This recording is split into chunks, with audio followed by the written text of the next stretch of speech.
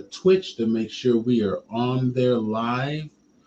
And what I'm going to do is go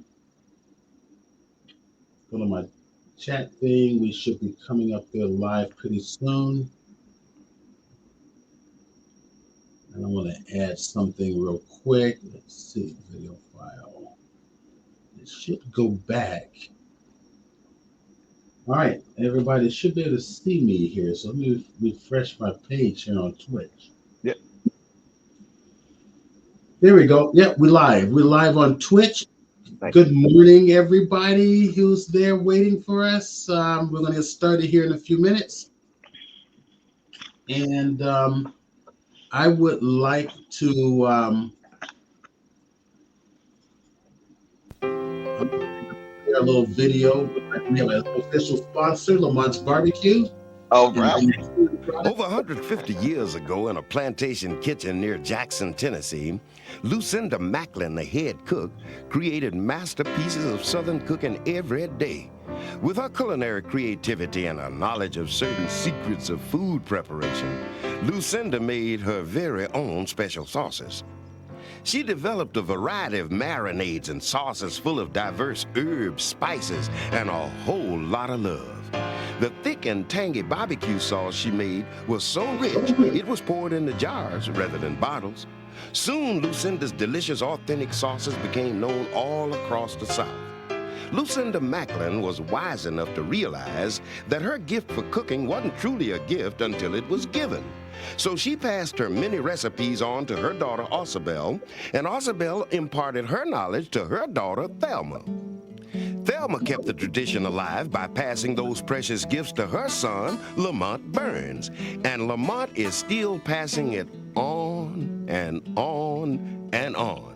I'm Lamont Burns, inviting you to enjoy my great-grandmother Lucinda's recipes in every jar of the Lamont's authentic Southern marinade and barbecue sauce. You spend good money on meats, but you're probably not getting that good down-home flavor. Marinate your meat in Lamont's marinade. It puts the flavor from the skin to the bone, long before you ever cook it. Then add the Lamont's authentic Southern barbecue sauce, and I tell you, you got some good eating. All right, there we go. Well, we're going to remove that off stage. Our official sponsor. Memorial Day is around the corner, so barbecue season is here. And good morning. So Dan Pressman, let's see. Yes. There we go. Dan Pressman says, good morning from San Diego. Yep, San Diego is such a wonderful place. Good to see you, Dan. Great to see you. Also, good morning to David Glenn. We've got a whole bunch more that just jumped in here. We've got, let me see. I got two sections. Ace Hoffman, David Glenn, DB Skier, Mac Nonsense. Great to see you as well. Terry Legg. More people are jumping in, but it's not showing everybody here on Twitch. We had 35 people last week. Nice. Yeah, so it's slowly growing. That's good. Yeah. So yeah, this is gonna be fun. Okay, so let's see. He's making a comment here. When the camera passes all those spices, my mouth yeah, that's right. That's right.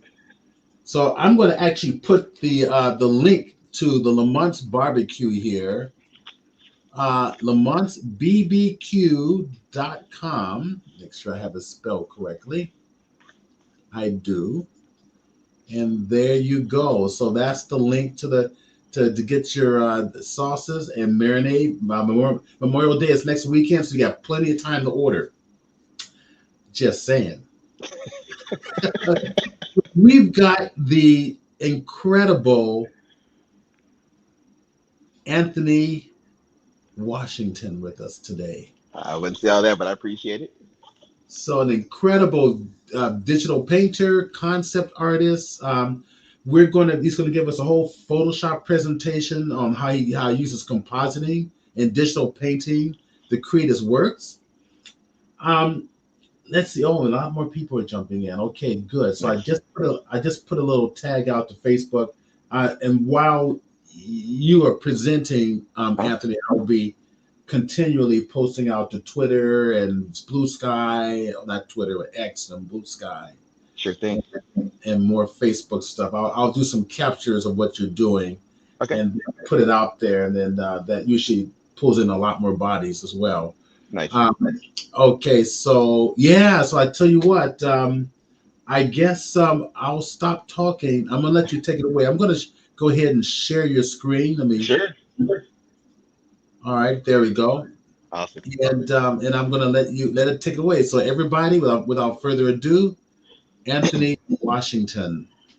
Thank you again, Stephen, for having me back. Always fun to present and share techniques, and hopefully, if there's any questions, let me know. I don't know if I'll be able to see the chat, but definitely let me know, and I'll try to answer them as I'm going through things. I brought a few examples today that we can kind of go through various ways of implementing photos into your work. I'll start with more of like matte painting kind of techniques today. This particular piece was for a spot I did for a sponsor a few years back. And I wanted to kind of show what I would do, how I would implement bringing in San Diego into the future. So I wanted to, my brother Marcel had shot some footage of downtown San Diego right outside of my studio, and we composited it, the realistic skyline with what I ended up updating for San Diego. So these are just a series of just silhouettes that I would paint, all in Photoshop, just using pencil tool or lasso, whatever's easier, but you kind of get an idea. It's just silhouettes. And that's kind of how I start, especially when it comes to structures. I just go with silhouettes. And then you kind of see some of the stages. I'm going to go into more detail on this kind of stuff shortly, but I just wanted to show some of the quick breakdown for how this was done, and a final composite that was done from my brother for all the post effects and hazing and all that kind of good stuff. The actual matte painting is this one. So I have all the different elements in here, and I'm going to go through pretty much the good chunk of these today. Just so you can, I know a lot of times I'm asked, how detailed do you have to be, and it's really it's a couple of different things. One, it would be preference if it's your own personal work, and two, depending on what the production requires. Sometimes you need to be photo real, so you need to get have either shoot photos or if you're able to get photos online or any of that kind of stuff. So a lot of the different building structures are just photos that I've got that I can repeat and create these different facades basically of different buildings. I'm going to go into detail on some of these in a second, but I just wanted to at least show some of the layering that was done. And this one I actually do label things. You may notice throughout the day that I might have some sections that don't have labels. I try to be good with that. When some of the productions that I work on. But on this one, I did actually label a good chunk of these things because it was going to be heading off to my brother for composite. So I wanted to make sure that he knew exactly where he needed to go to grab elements, and that way we stayed organized. But if I start breaking down some of these structures in a little bit more detail, I'm going to go ahead and just go into here. You can kind of start to see, let me see here. Some of these elements in this particular section, if I start turning off layers, you can start seeing how all of these shapes I'm just kind of building right on top of one another. And it was basically just a silhouetted structure before, but when I started adding in layers, and here's a couple that aren't labeled, but you can start seeing how I would bring in just different elements to build out the different structures, but all starting from a silhouette. That way I have just a good base to kind of, a separate canvas to kind of build into. And you'll notice sometimes I'll go ahead and take the same photo and then flip it and then change the color and hue and saturation. That way I can go through and have a little more flexibility. I guess this was only on screen for a few seconds. So, I mean, a lot of the stuff, you won't really be able to make out the repeating textures unless you watch the spot over and over and over again. But yeah, I definitely would do that across this entire piece. And let me go ahead and go back up in here. And then one thing I do on every one of my pieces is just color correction. I typically always do whether either curves or a color gel. Like in this instance, I brought in a color gel right here on the top layer. Just I had the layer as color, and then I just drop the opacity down. Again, it's kind of more of a taste, so whatever your preference would be for your opacity. But I dropped it down to 12. I just wanted to find a way. Sometimes it can get a little a little too much in colors, so I try to find a way to tie my elements back together. So using gels is one thing that I constantly do just to bring harmony back to the colors that I'm doing in these pieces. And this one I just added just a screen effect just to kind of add a little bit of blooming. It ended up being, I think I do have the final. Hopefully you'll be able to see this. So let's bring that up.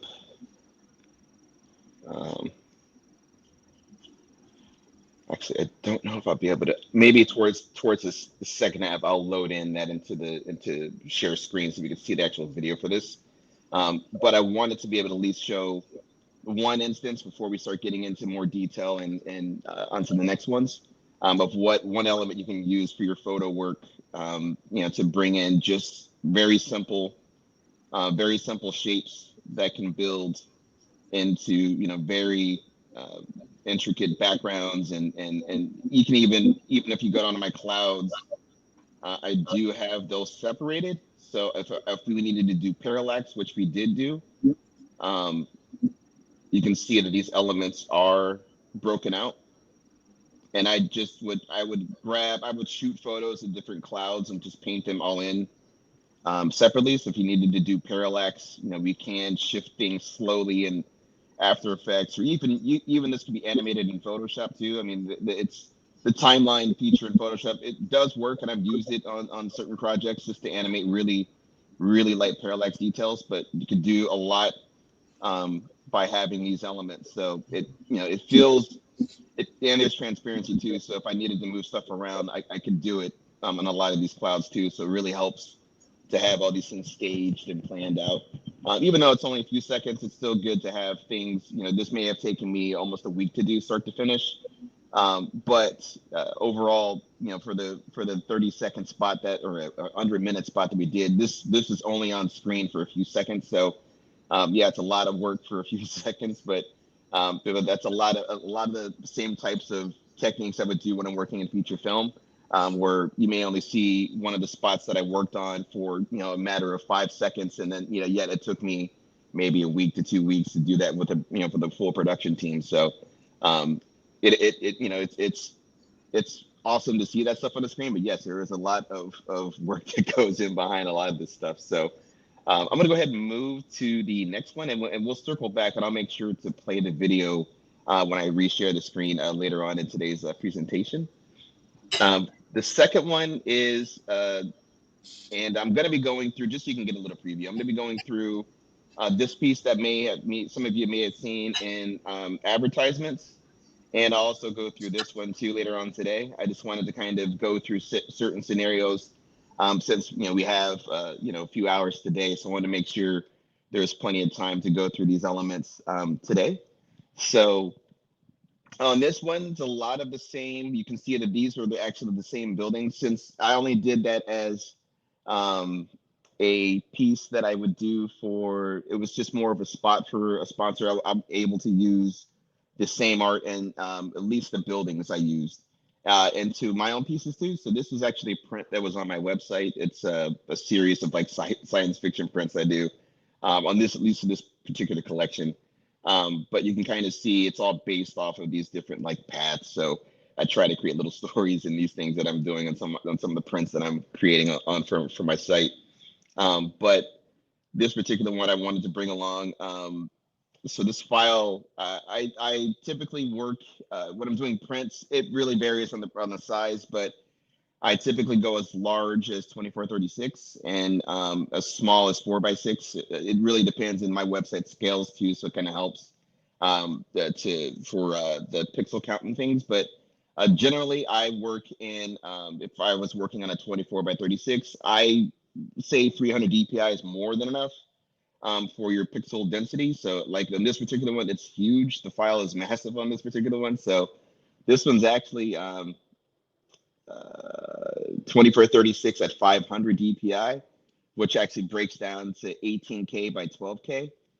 And as far as pixels, so it's more than enough for resolution. But I did it purposely so my website can scale up and it can make it, so I've had some customers who wanted, almost wall size, basically wall size prints. So the site would scale it up to that size. So that would kind of explain, if you're looking down here, it's 17 gigs, 17.9 gigs open. So it's a huge file, but thankfully this machine here at my studio can handle it when I'm working on it, and it thankfully there's no hiccups on this particular one when I'm working on it. But I'm going to go ahead and turn off a few of these layers so we can just go through it and restack all this stuff back together so you can see it. It all started from one photo. As you can see, I try to find photos. If I can't find a photo I'm looking for, yes, 17.9 gigs is huge. I just saw that comment. If I can't find photos online or stock images, I tend to shoot them. And I used to. I've shot on camera DSLRs and things like that, but nowadays I just shoot everything on my iPhone for all the textures that I pretty much get.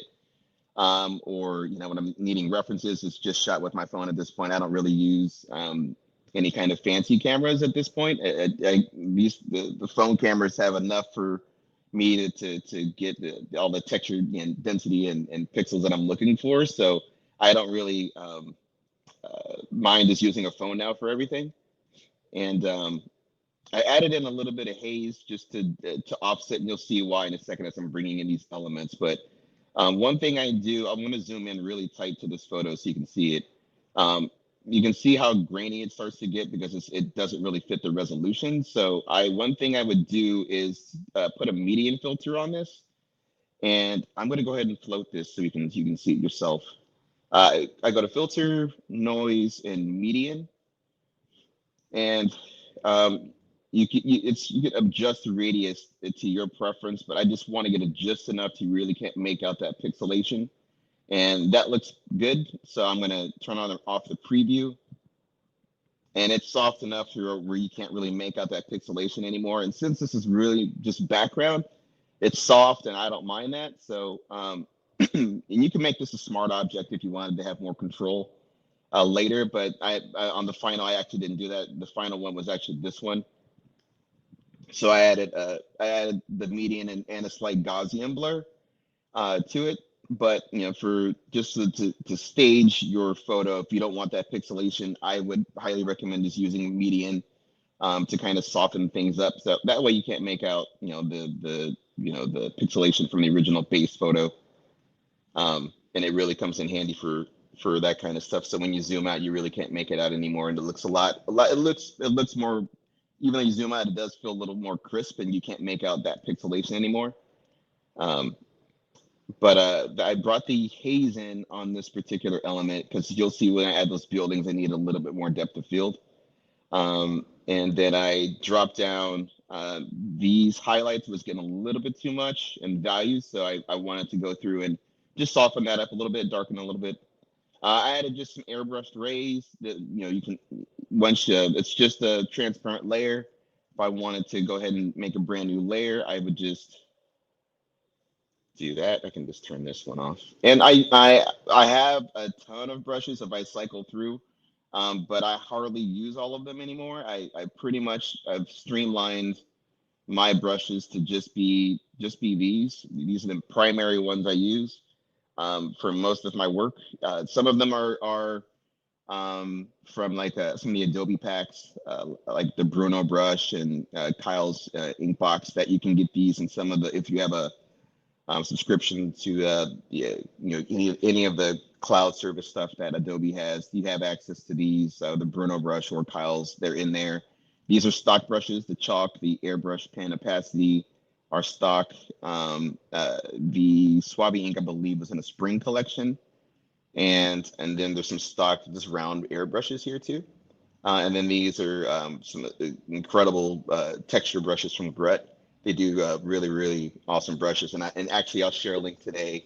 If you stick around, I'll share a link today to get these brushes for free. And if you're using a stylus, could you share with us what type of stylus and maybe how you have it set up?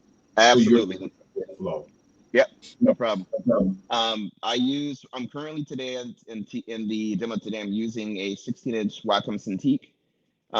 It's 4K resolution, so it's perfect for me when I'm working, here at my studio. I use the stylus with, as you can see, some of my settings. I have 100% opacity, and let me go to the brush. 100% opacity, and I turn on this area right here, which will allow that pressure sensitivity to come through. The airbrush is also enabled. So basically, the pressure is all how hard I press. So I have it 100%, so I have full range of pressure sensitivity as I'm working.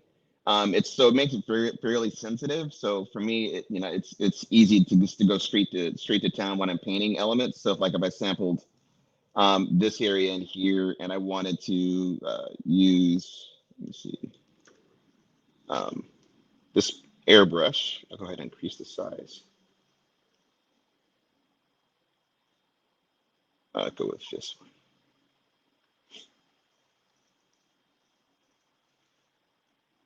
And change this to screen.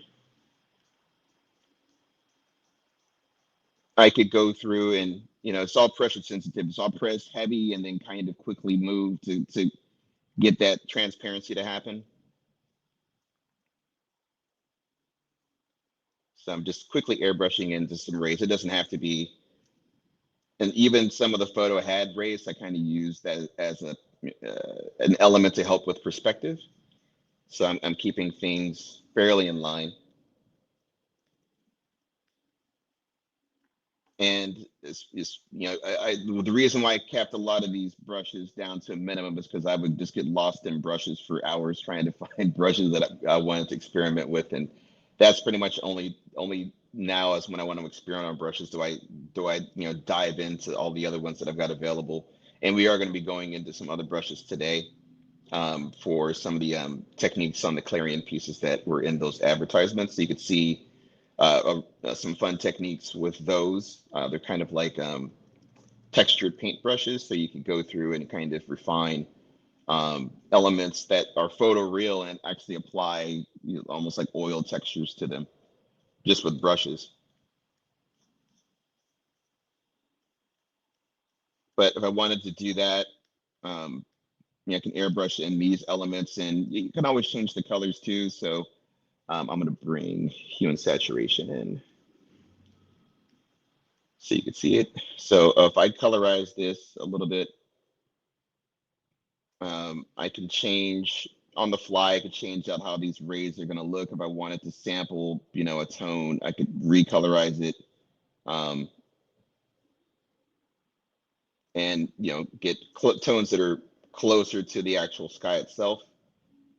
I'm actually not using neutral color black, but typically if I want really good saturation, in fact, I can do that too, so you can see what the difference would be. I'm maxed out just because I'm maxed out with the saturation pretty much, unfortunately, because I do not have a neutral color black here, but I'm going to add one on this. And if I make a new layer, you'll see this pop up on screen, come up all of a sudden. And I clicked on fill with screen neutral color, and the neutral color would be black. And if I turn this one off and redid it, I'll just sample here.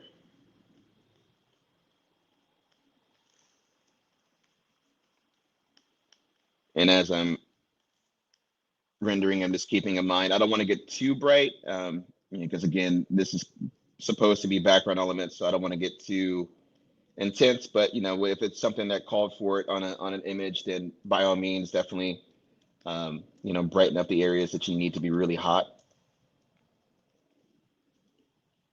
But the benefit of having a neutral color black is when you have that, you can go through, and when you're doing hue and saturation, you can actually boost it off of that. So all of a sudden that yellowish color can really get intense. And I can get a lot sharper saturation out of that. So if I tried to do that on this one, you'll notice I don't get that flexibility at all when it just has a transparent background. Even if I darken it, I can darken a little bit and try to colorize this. And let's say we'll go to this one. I can only get but so far, but unfortunately you end up darkening in that image, so you would end up losing the hot spots that you were going for.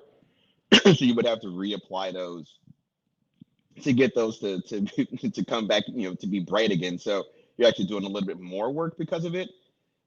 So if it's an image that's going to be just for print or static, so you don't have too many moving elements, I do recommend the neutral color black because you get that extra flexibility out the gate with it. And then of course you've got the full range of the slider for your hue slider to go through and find the colors that you really want to use in your final piece.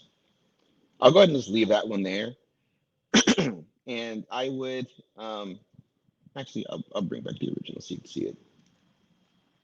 And I added an overlay. So you'll see in the final that I brought a lot of contrast, but I'm going to end up knocking all this stuff back. For the buildings, you can see I brought those same buildings from that original piece, and now I've got just some different staging of depth of field effects and haze and all that kind of good stuff. So you can see I just brought in a screen layer and just did a gradient, just a linear gradient, and I can show you that. And I can change to this one. Let's see what this is.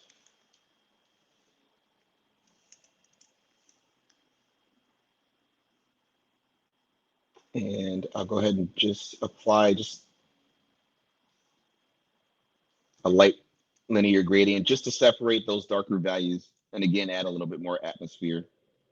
I ended up bringing in the exact same photo that was underneath, and I actually changed it to screen so you could see what that looks like. So if it was normal, that's what it would look like, but you would lose all of the buildings. So I needed to create some transparency.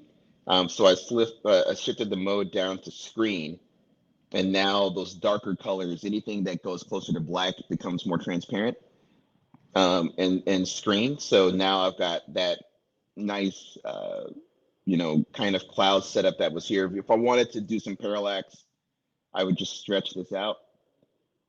You just free transform that, and then you can go through, if you needed to do some animation, you could slide this in a timeline, and you'll have a little bit of leeway to use that as an element to shift or parallax rather. And then so if I had it behind here, for instance, you could see it be really subtle and move really slowly behind these elements.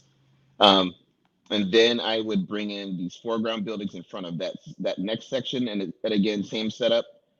Find a way to push some of these things back. I ended up adding normal for this particular top layer for the fading, just so I can start to gain a little control on how bright the top of the image was starting to get. And then I added a subtle, I believe this was just a copy where I added a subtle blur. If I go in tight on this, you can kind of see it. So it's just, I just copied the same one out, put it above, and it's really subtle, just a Gaussian blur. It wasn't a smart object, I just did that. I knew I could just control the amount of blur with opacity. So if I needed to change things, I could. And then a top layer I did with here on this one was the screen. So I did the same thing I did with the mid-ground elements, where I just had brought in a photo I threw a layer mask. So if I disable the mask, you can see that how much I ended up eliminating. So if I wanted to do the mask over, I'm gonna delete this mask. Right here, you can click on layer mask, and I'll do another. I'll just redo it. So I would do another linear gradient. Make sure this is set to normal, and start to gradient out the whole bottom of this because I want it to fall in line back into just the top of this building, create that atmosphere again.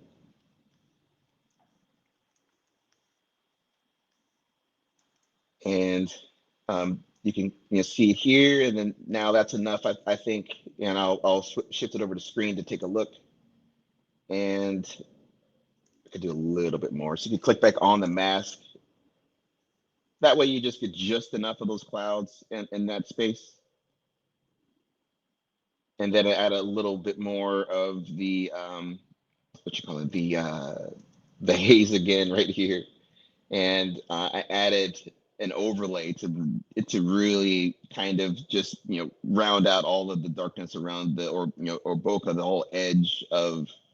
Oops, let me not do that. The whole edge of the image, just so it could drop down because that's not the focus; it's just background. So I want to make sure that I keep the viewer's eyes down. And I noticed that for a lot of the haze layers, you have layer blend modes associated with them. Could you talk a little bit about that? Absolutely. So if I go back through, for instance, because I will be going through some blend modes shortly on the next one, but you can see just for the foreground elements, you can see normals, screens, and more of the normals in here. So let me go back a little bit. So this was an overlay again, the blend modes on overlay, so you can get that saturation. If I change it to normal, you can see what happens. If you cycle through just what that can do, and sometimes you can get some happy accidents if you just cycle through elements and just see what works best. But typically I stick with overlays and screens, sometimes multiply, but rarely do I use like that and dodge. I try to avoid insane amounts of contrast unless the piece calls for it. But just by sliding through these, you can kind of get an idea of what it would do with just that airbrushed color. As you can see, that's where I implied it in all transparency, so it's only affecting the areas where I want those airbrushes or radial gradients to affect. And here is a screen again. So I did that haze with screen. These buildings are on a normal, because if I change it out of normal, you can kind of get an idea of what it would start to look like. If I start sliding through burns and dodges and lightens and screens, these elements would change quite a bit. So if I took off that blur layer and I went to the base one that I had initially, you'd start to see like if I went to darken, I lose those windows, and multiply, the windows get lost again. Burn, it would also, the contrast is just too sharp, and some of these elements. Lighten, I 100% lose the building. So you can kind of see it's kind of experimenting with what's going to be best for your piece. So you kind of get an idea of what all these different effects do, and it's good to just to test them out. You may find something actually works a little bit better in an element that you're creating in your composites. And but for these, I just did normal because I wanted to keep just 1-to-1 what the actual image is supposed to look like. That way, I'm not losing any kind of detail or any of the elements due to a blend mode.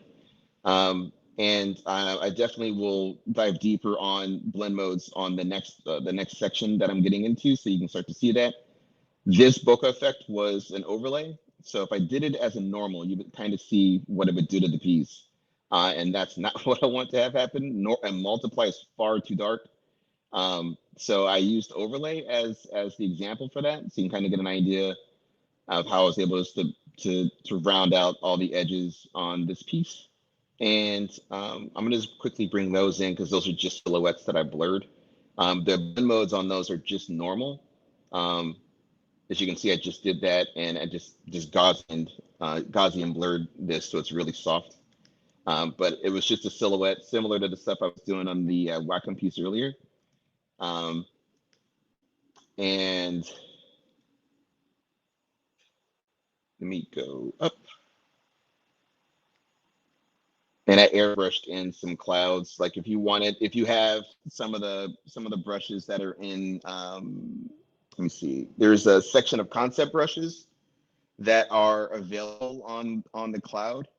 And let me see if I can go through it. Yeah, here are some of the cloud brushes that I would end up using. So if I wanted to quickly airbrush in just clouds, I would just do normal for these. And I would sample just any of the surrounding colors that I'm trying to have similarities with.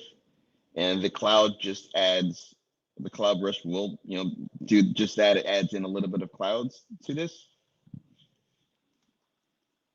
And I'm just sampling neighboring colors. That way I can, keep things fairly tied together. Just really subtle, just to add a little bit more atmosphere to the piece. And if you need to, do your hue and saturation and adjust things, you can. And since these clouds are a little closer, I don't mind leaving in some of the texture that's in them, since it's a little bit closer to us. So I don't mind doing that and leaving that as is. And I would actually start to add in the same thing I mentioned earlier with color gel. Just to start tying in my colors. I mean, a lot of movies and features use, a lot of the color timing that's done in animation.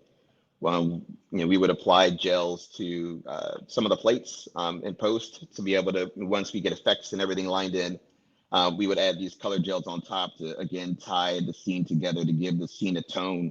It makes things a lot more cohesive that way and easier to it translates really nicely to the screen. I mean, any kind of movie you could watch it being done, and whether it's The Matrix or John Wick or Tron or any of the, especially sci-fi movies, will do a lot of that. But there's dramas that use color gels and post to really tie in scenes together. And I'm going to bring in this foreground element and go through these in a little bit more detail. And you can see there's a few layers happening in here, and I'm going to show you what the photos and textures look like. And just dissect all this stuff a little bit more.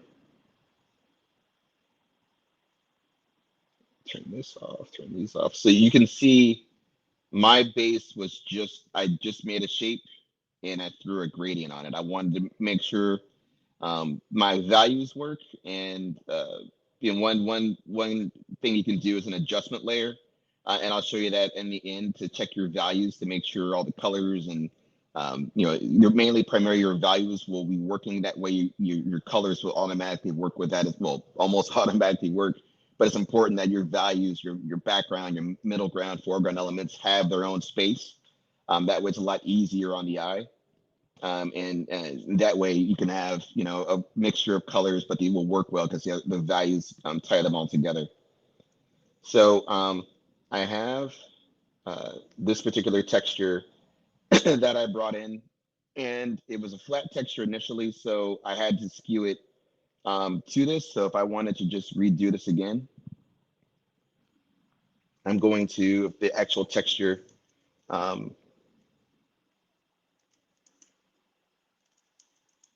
me see. So it was actually almost completely flat. I would have to kind of go in a little bit tighter in here, but it was flat, but I skewed it and free transformed it to fit into the space. So for instance, if I wanted to just say I'm going to make the floor just this. So if I just took this element out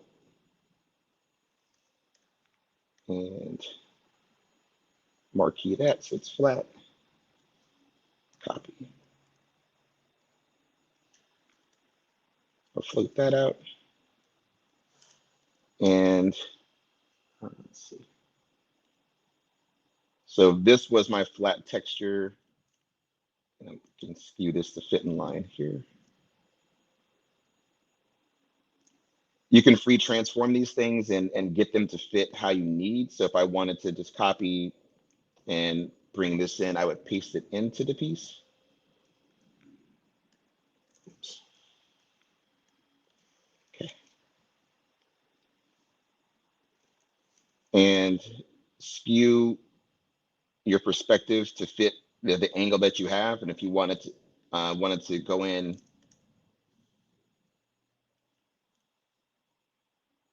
and really get that fine tuned in.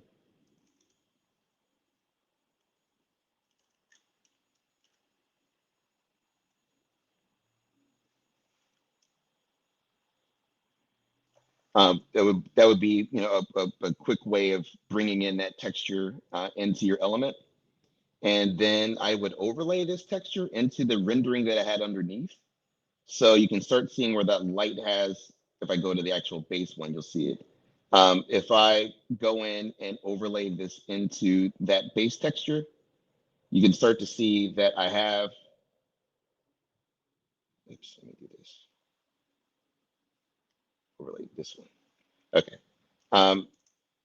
I have some of that lighting cue from the ground built into it, because all I'm doing is overlaying this into the ground, so it gets that dark, you know, almost bokeh bottom end, and then I can start to bring in other textures into this. So as you see, I've added lines just to kind of break up the panels a little bit. And these are all in screens, as you can see on my blend modes. And this top one is actually, oh, this one actually did not keep on this particular one. And I have them all on screen, so you can, if I zoom in tight, it's just brighter, and that way I can get a little bit more flexibility. You can always do normal and have it the same technique as well. But on these at this screen, I was going to try some effects, but ended up not going with it in the final. And then if I move into the next base of textures that I apply on top of this, I added an overlay. As you can see, the blend mode is an overlay here. And I just airbrushed white, because it just wasn't working. It was a little bit too dark for me.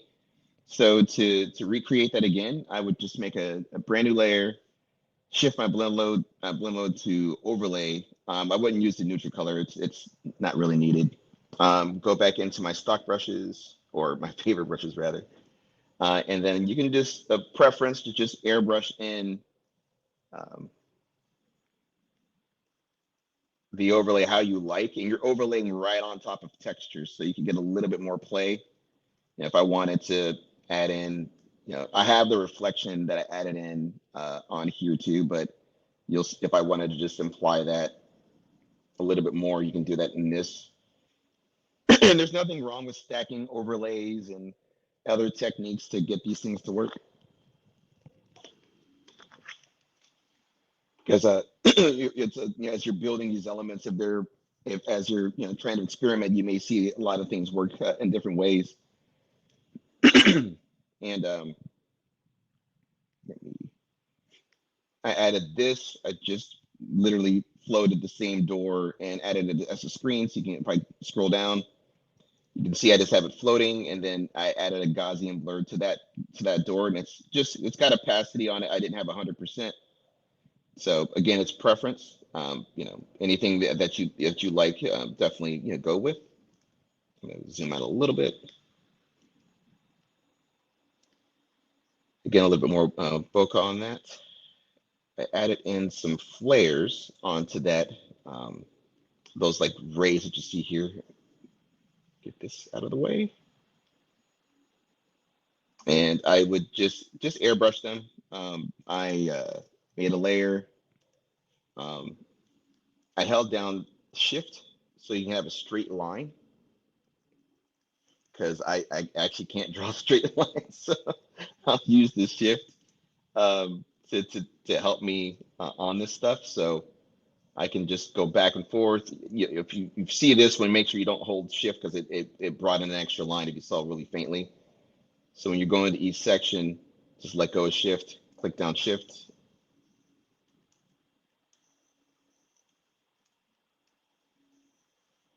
So really quickly, and then I'll switch this to screen. And then I floated this one. So just you know, copy and paste again, basically. And then I added a Gaussian blur. So you can go into blur, Gaussian. Again, you can adjust however much of that effect you want.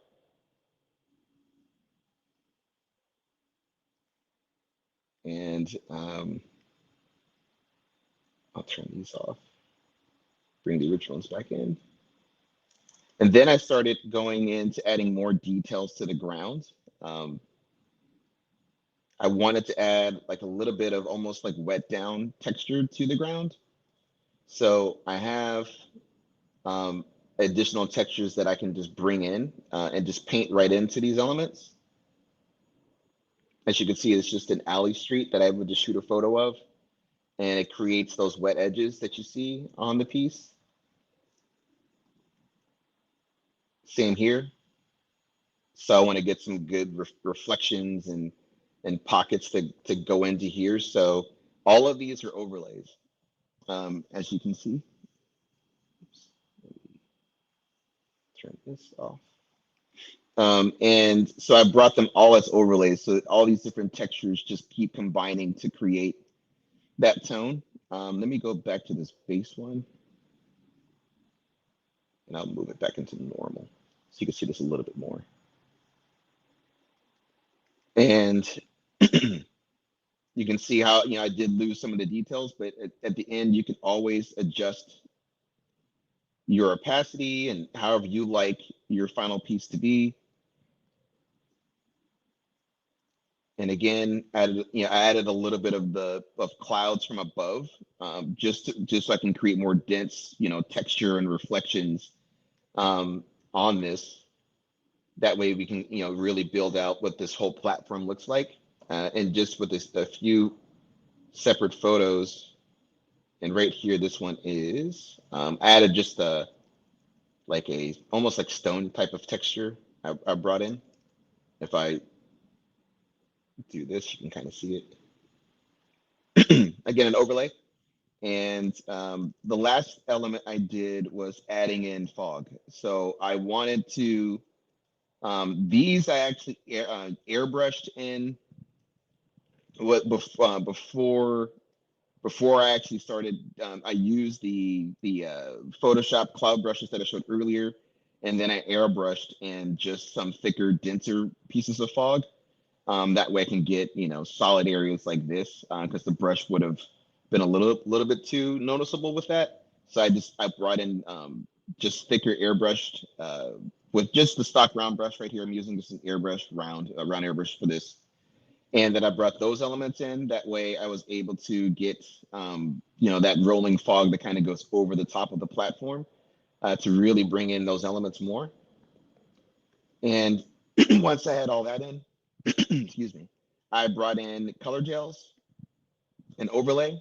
So you can see here on the overlay, it's just blend mode, it's overlay, and it's at 51. But it really adds that saturation and ties in that color. And then a soft, just blue, just so I can tone down these elements. So the final piece ended up being this is the final piece. And let me do, so I can show you. So I'm doing an adjustment layer on the top.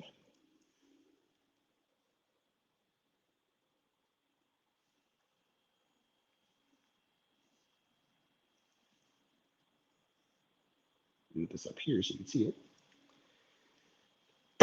This is the values that I would check in the piece. So before I finalize my any of the pieces that I do, I typically will have this floating on top of everything. So as I'm working, I can check all of the values that I'm working in. So I can see how all of the different values are working together with all these different colors that I'm going on. And that way, if I need to make small imperfection changes to make sure that edges don't blend too tight. I noticed when I was doing these buildings that some of the clouds are starting to get close. So I would put little pockets of highlights just to bring these a little bit more forward off that background. And I can go in and just check, make sure everything is balancing. So these elements are separate. This foreground is separate from these middle ground buildings.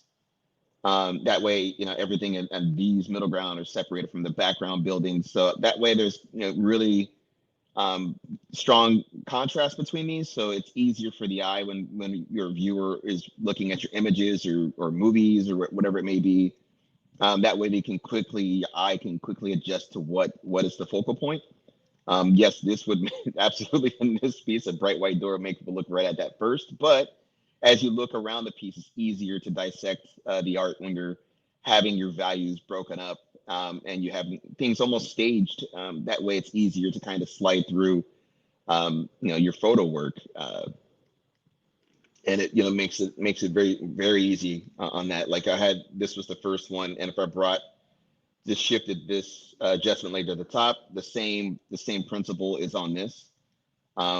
I just check my values to see where things are lying in, and make sure I can just make adjustments where needed.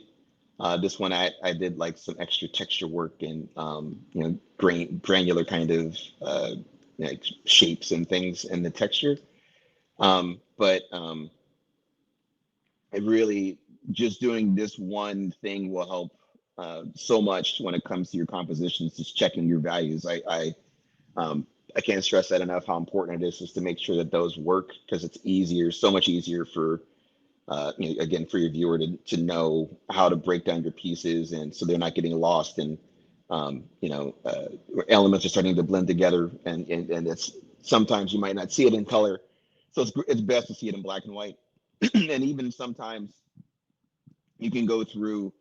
And if you'd like the piece in black and white, I've had a couple of clients ask on my website if I could make a piece available as in black and white, and I would do that, and re-upload the piece instead of them. Some people did not want the color version, which is completely fine. So if you were going with something a little bit more, black and white like this, you can absolutely create that just with that layer. So you don't have to go through.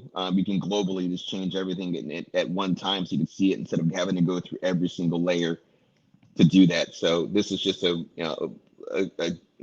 huge time saver, just to check your value through each of your pieces, because it's really important to be able to have your strong value read when you're going through pieces. It would be the same thing on the previous stuff that I showed you. I would do the same thing on this. I would still on my working file. I actually don't have the. Do I have it on this particular one here?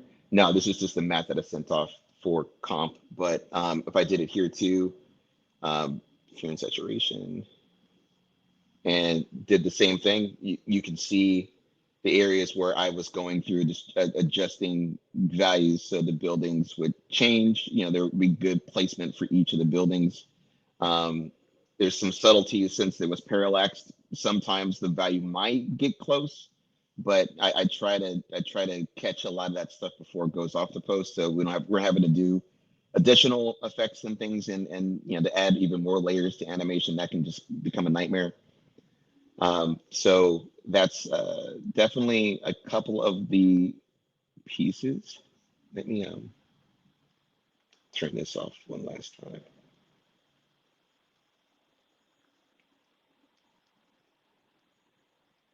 Okay, I'm going to go into, I believe, this one. How are you doing? How are we looking on time, Steve? I want to make sure that I don't move too quickly through things. If you're there, it's fine. I'll definitely continue to go through these. So, this piece, these are some of the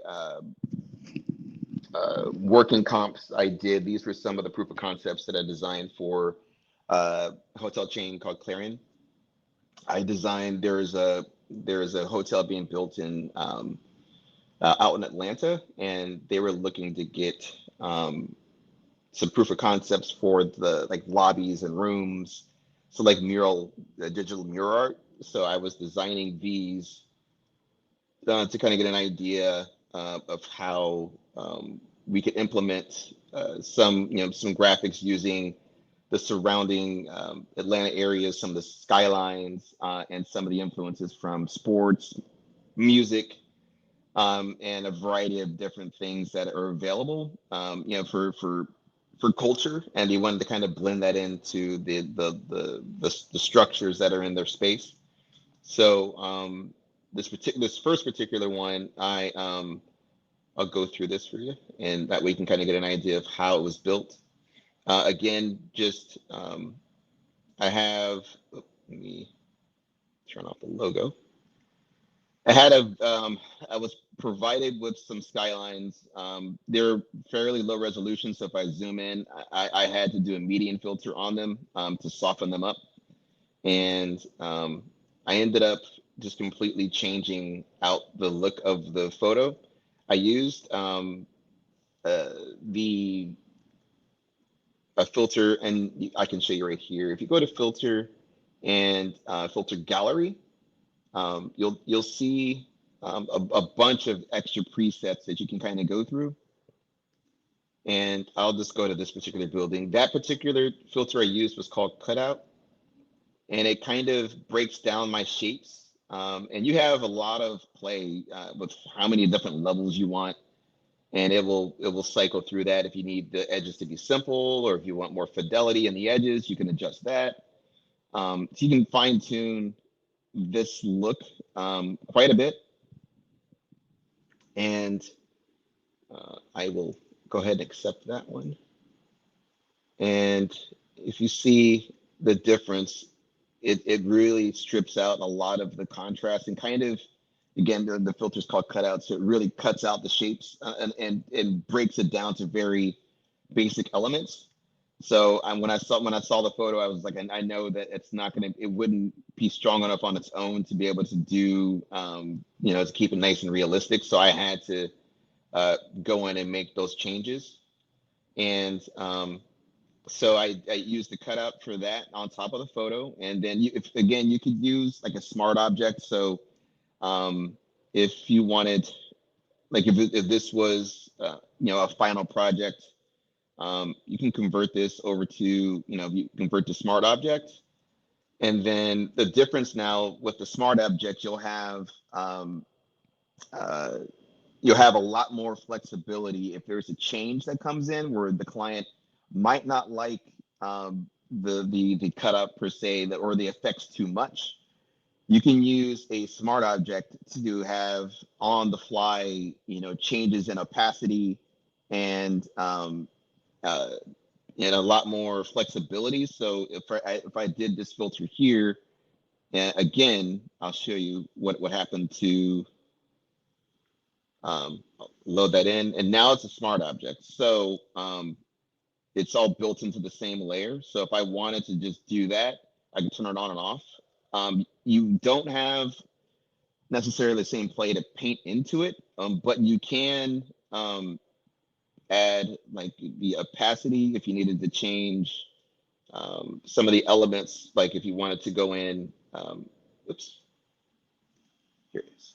So if you wanted if the client was like, maybe it's a little bit too much texture or too much of a difference from the photo, can we bring some of the photo back? Now that it's a smart object, I have the flexibility of adjusting that. So I can drop the opacity out, or bring some of that opacity all the way back in, or you can find a middle ground, and you have a little bit more flexibility in how you would do the effect. So that way you have, again, for changes, it just makes it a lot easier if you're dealing with client work where you need to go back and change an element. That actually take you a lot of time if you did not have that.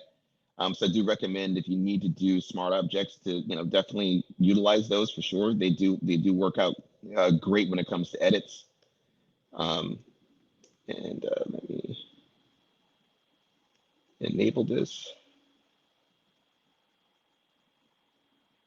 I'll move this into here. So I had just an overlay, as you can see, and you'll see some of the brushes that I'm going to be using in here on this piece. It's got some texture brushes that, again, I'll be giving out later on in today's presentation. And I wanted to add in this mode is on screen, and I wanted to just start tying colors together. I didn't want it to be, I didn't want to use just the natural color of the environment. So I decided just to go ahead and just airbrush. Since this whole thing was cut out and I just was applying on top of white, you can't make out any of the, any of the things that I was doing in the white. So it was okay to just leave it on screen, and either your choice of radial gradients on this, or just a giant airbrush. Both would work, and it makes it really easy just to blanket color that way. What I did, you can see like this almost hazing effect that goes over here with that brush. It's a watercolor brush that I used. It's right here. It's called a Flux Eber from Gret, and I just used white on this particular brush, and just chose the areas where I wanted the effect to happen. It's complete preference and how you want that effect to do. I just didn't want to erase the silhouette of the skyline. That was the primary thing. I didn't want to entirely lose um, the silhouette from the city. So I made sure not to erase too much, or airbrush over too much. So like for instance, doing that, I would just make sure I've got a layer mask, and then I could bring it back in.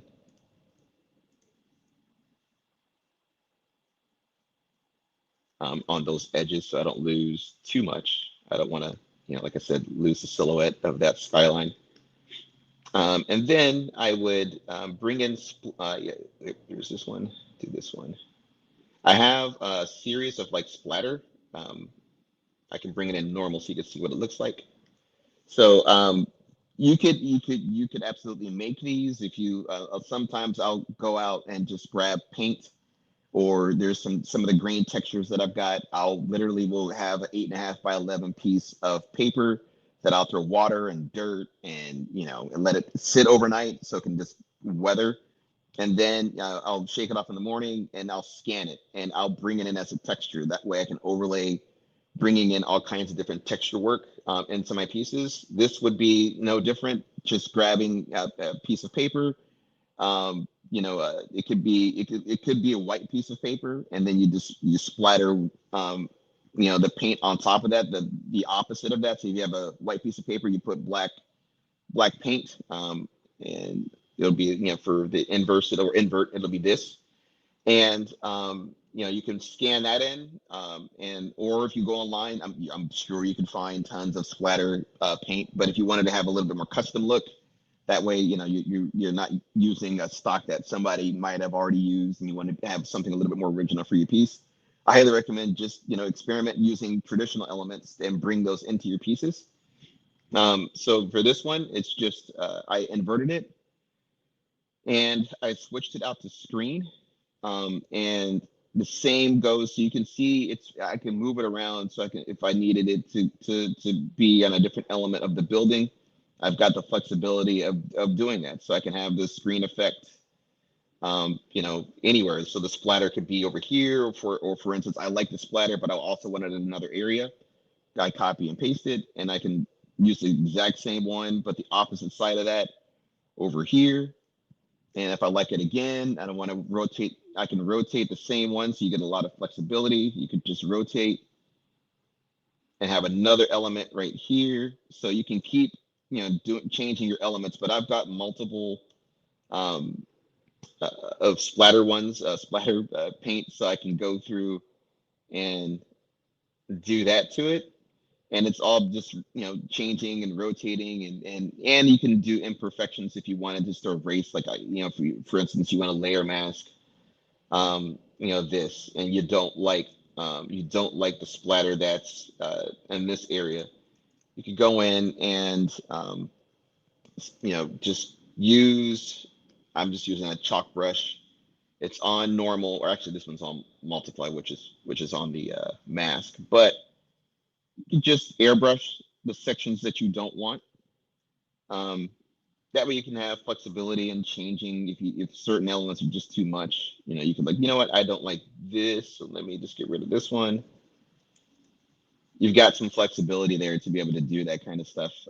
Just mixing your layer mask and your blending modes. You can have, use one texture and just move it across the same piece over and over and over again. I don't recommend necessarily scaling up, because unless you're bringing in a very high resolution image, then you scale down. But scaling up can create some artifacting that might not work great if you're trying to keep things, in resolution that's high. I highly recommend just if you have a really large image, use the largest size and scale down versus scaling up, because you could end up having that issue if the resolution is not high enough. So if I were to, I'm going to float this one, and I will show you what it will do if I just try to increase the size. If you look and here, these two are different. So it's really fuzzy on the edge now. So when you bring a foreground, it's not as sharp as that original one. So it's super important to have those types of elements. Keep them as high resolution as you. If you're scanning things in, it doesn't hurt to scan stuff in at a higher resolution. On this particular one, since I was provided some of the image for the background, they provided me a background for the environment. And then since I needed to get this done in pretty much a matter of hours, I grabbed stocks online and just built this thing together for this particular one. The one I'm going to go in the second half of today is actually going to be a lot more complex and show some of the texture oil brushes that you can do, and a really fun technique to create that look. But for this one, I think I got this one done in about 5 hours, 6 hours, something like that. From start to finish, from cutting things out to getting the composition to getting the baseball player in place. It was about 5-6 hours, I believe. And again, I added a screen layer just to add a little bit more blooming. The scratch effect, it's just me literally dropping in. I can make this so you can see it.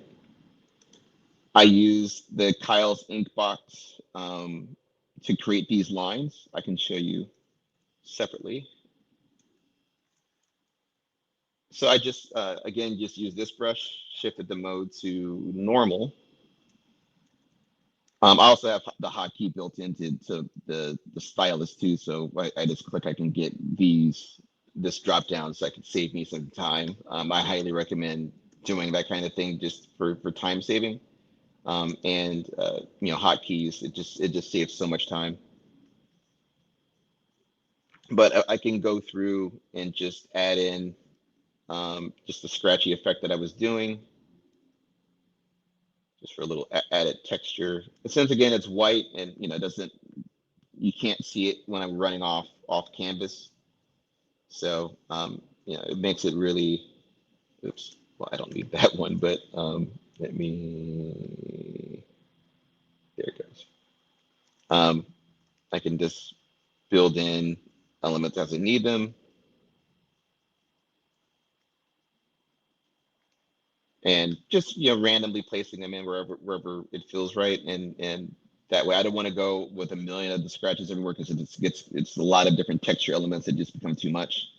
The baseball player. So this is an actual based off of a photo, and I can show you what that looked like. This was the base image, and then I went in and created line art and color based off of that. So there, I broke it out, and then I boosted the contrast so I can start to see these elements. And you can see that I went in, I was able to use those highlights as a base to start creating these elements to it. So I went through, you could do, like, for instance, this actually might work with cutout. So if you wanted to use this and say, filter gallery again, there's your cutout. And if I didn't actually use that on this one, You can see the difference between the two. I ended up going in and just airbrushing in the shapes that I were using the Inkbox, Kaus Inkbox brush. I went in and drew in the elements that I wanted to go with. But you could use cutout, and it works well, as you can see. And if you wanted to apply color fills and things like that, you could to it. Here I'm going in and doing a normal with an opacity. I added a fade because I didn't want the emphasis to be all of the figure. I just wanted to bring the eye up a little bit. And then I drew line art on top of all of this, the same Inkbox brush.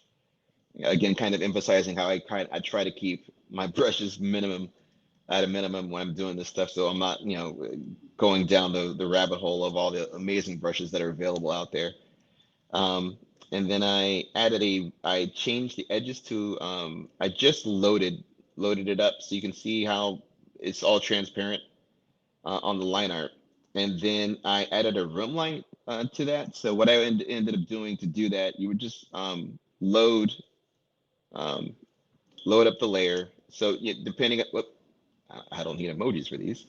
And then create a brand new layer. And since I'm still selected within this space, I can go in with the same brush. I have white, and I can go through and just just do punches of the rim.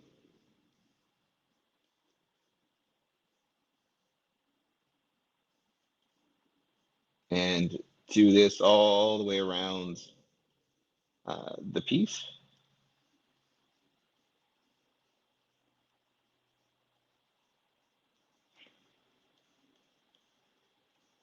And I would continue to do that entire rim light all the way around. I believe I did on this one. Yeah, and I also brought in some color too. So if you wanted to, add some of the color that's in the environment, you can absolutely do that. Since it's still selected, I can go in and grab, let's go with this one, and I'll add a little more magenta.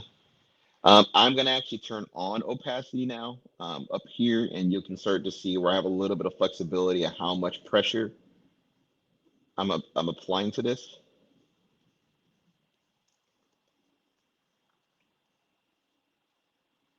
Yeah, and I'm just, depending on how hard I press, the amount of paint will come through the brush.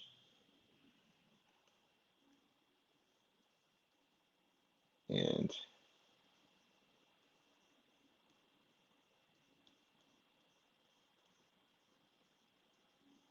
you're definitely not limited to how much or little of this you do. If you like doing this around the entire image, if you rather not have white, it could be just a preference thing. So you could go through, maybe do a contrasting color. So on this side, you could go with the blues. That way you have a little bit more contrast between, like, the really easy way to fix that is just warm versus cool.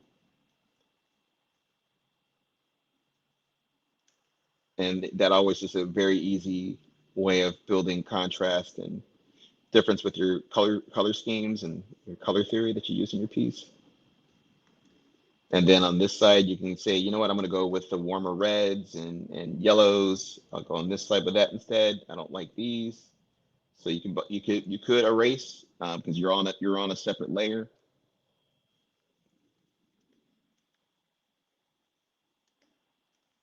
So you can have your flexibility on this side and bring in your warms on this side. That way you can get, again, balance off of what you're doing with your color schemes.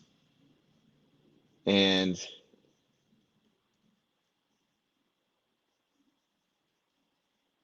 again, you can breathe a little bit of life into your line art, so it's not just a static color. It's 100% just your preference at the end of the day. But if you wanted to be a little bit more experimental with this kind of stuff, I know it's not 100% because I'm going into some of the other areas, but it is still fun to experiment and see what else can be done with inside the space.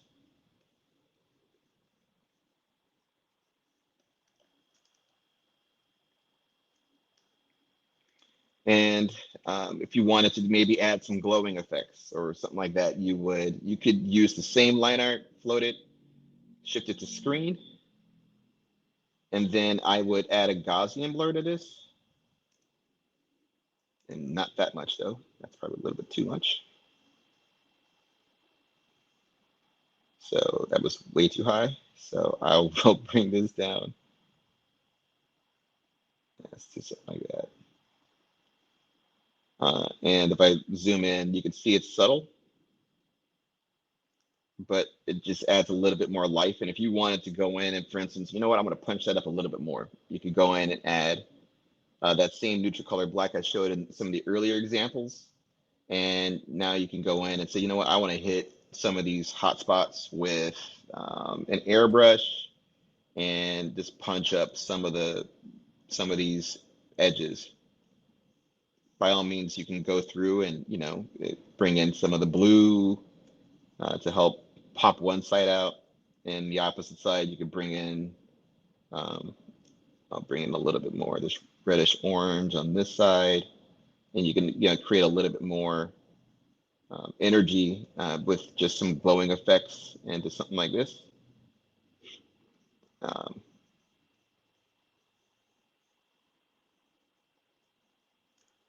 This wasn't used in the final, but I just figured I can show you just some additional examples of what else you could do within that piece. I'll leave this on, and as we go through this.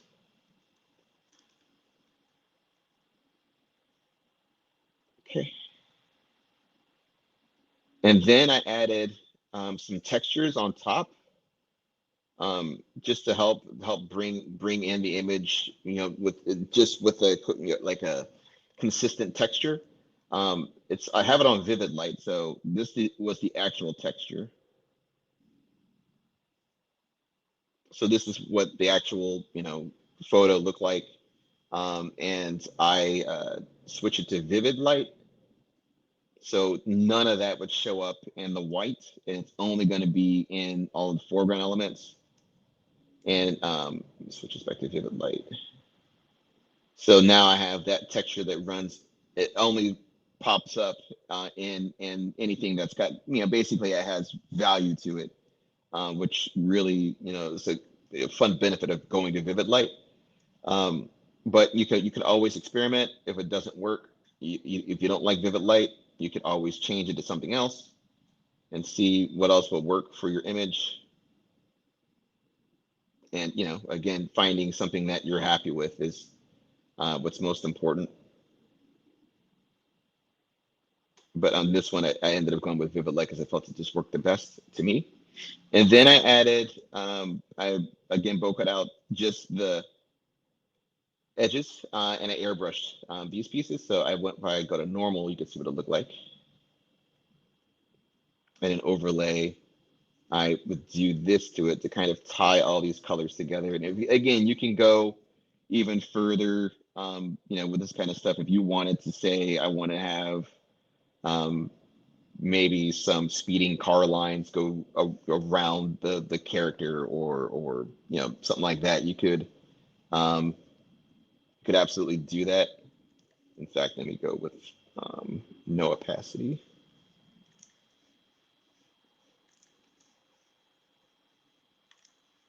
If you wanted to create a little bit more, even more energy around that kind of stuff, you could do, and you can bring in different colors, and you would just need to erase out the elements. And I'll do that with a layer mask in a second. To have even more energy. We ended up not wanting to go too much. I like pushing as far as I can and then scale back where needed.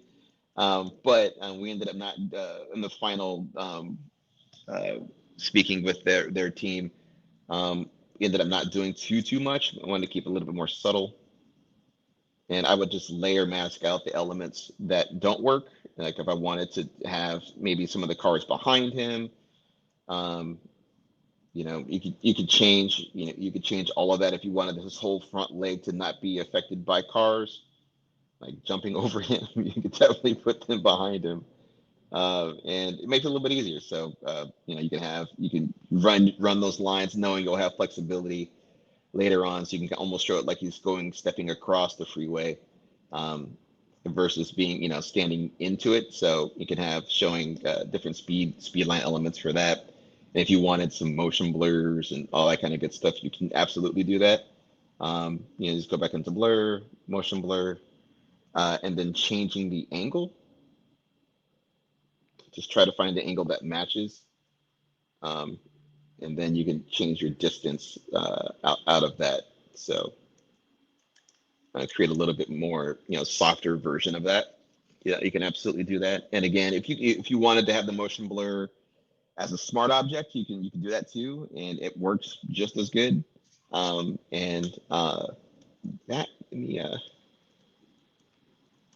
I know we're coming up pretty close on a break, so I don't want to get too far yet on the next piece, but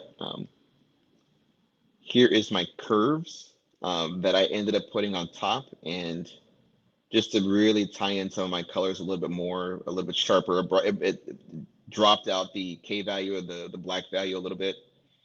And I mean, that's one thing I do experiment a lot with, is just different types of curves.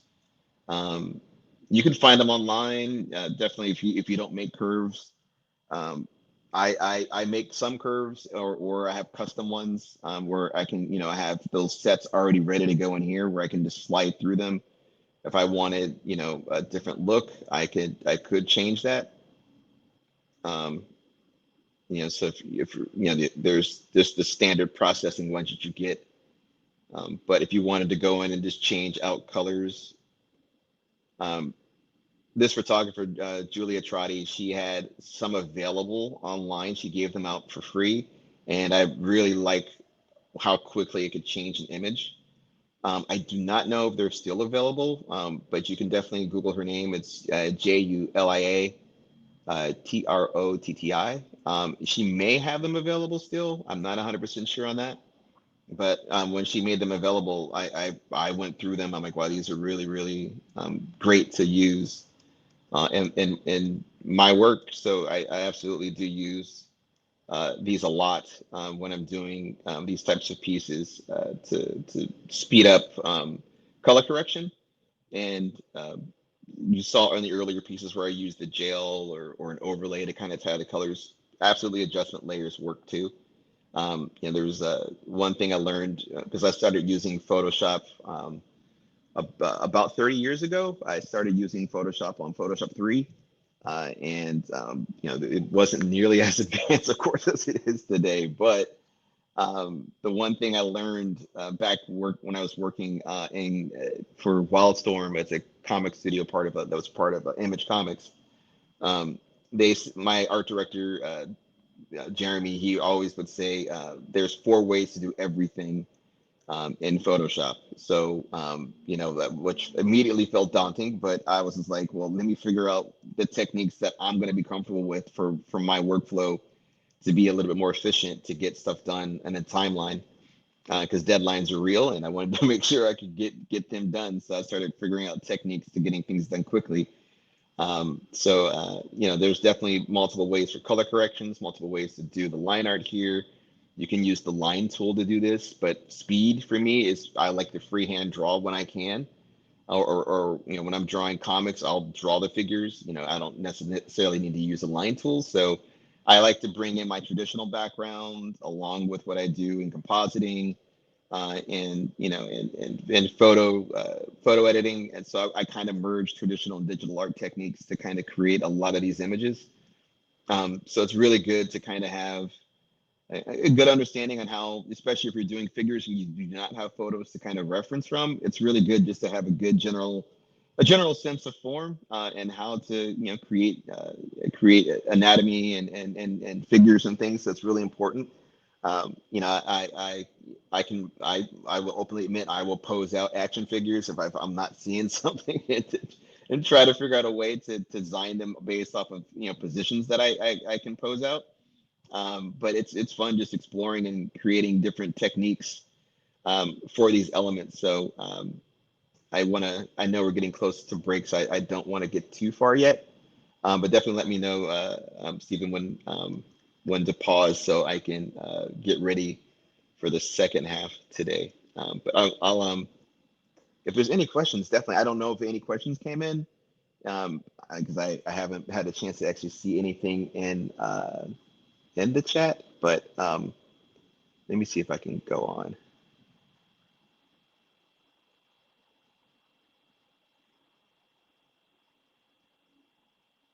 Let me see if I can go through.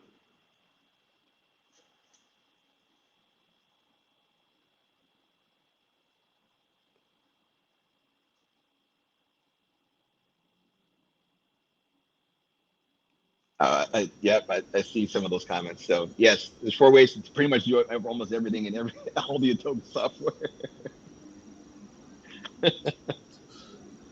So we can, if you want to take we can do the 15-minute break thing if you like.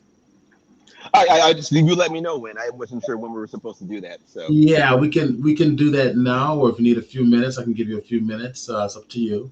No, I can answer questions for the next few minutes if there's any questions that come in. All right. David made a comment here. Straight up, straight lines. You should see some of my character sketches. I guess it must. Let me put it this way: even something beautiful in my mind of real life turns to instant nightmare. That was encouraging. Yeah, no, I mean, I'm open. I don't draw straight lines. I mean, I can try. It doesn't always work out very well, so I will use shift where I need to draw vertical and horizontal lines completely perfect. Exactly. So yeah, I mean that's an advantage of using a digital tool. So yeah. Ace Hoffman, there's 4 ways. I said, I think he was asking about Adobe Animate. That's what I say about Adobe Animate. Got you.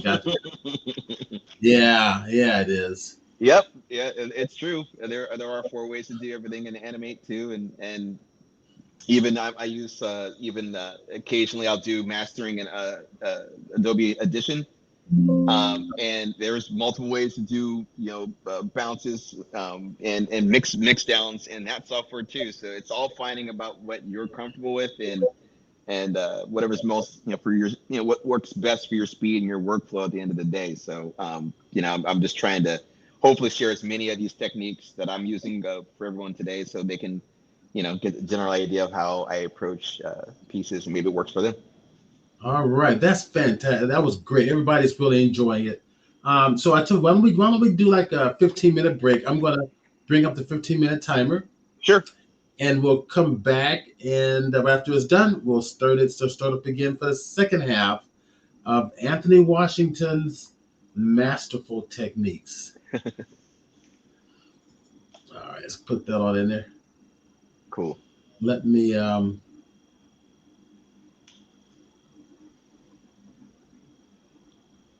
I'll stop sharing my screen just for a sec. Oh, that counter's on, so it's fine. The counter's on. Let's see, but it's the wrong one. I guess that's. I think that I do the wrong one.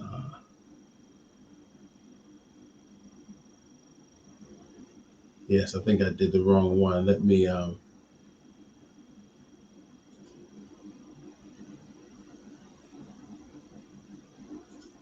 Get the right file here. Okay. A month. I think that's it there. Yes, that's it.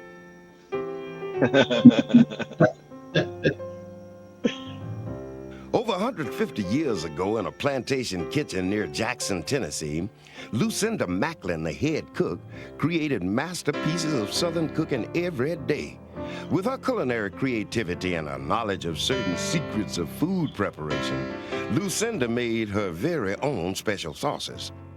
She developed a variety of marinades and sauces full of diverse herbs, spices, and a whole lot of love. The thick and tangy barbecue sauce she made was so rich, it was poured into jars rather than bottles. Soon, Lucinda's delicious, authentic sauces became known all across the South. Lucinda Macklin was wise enough to realize that her gift for cooking wasn't truly a gift until it was given. So she passed her many recipes on to her daughter, Osabel, and Osabel imparted her knowledge to her daughter, Thelma. Thelma kept the tradition alive by passing those precious gifts to her son, Lamont Burns. And Lamont is still passing it on and on and on. I'm Lamont Burns, inviting you to enjoy my great-grandmother Lucinda's recipes in every jar of the Lamont's authentic Southern marinade and barbecue sauce. You spend good money on meats, but you're probably not getting that good down-home flavor. Marinate your meat in Lamont's marinade. It puts the flavor from the skin to the bone, long before you ever cook it. Then add the Lamont's authentic Southern barbecue sauce, and I tell you, you got some good eating.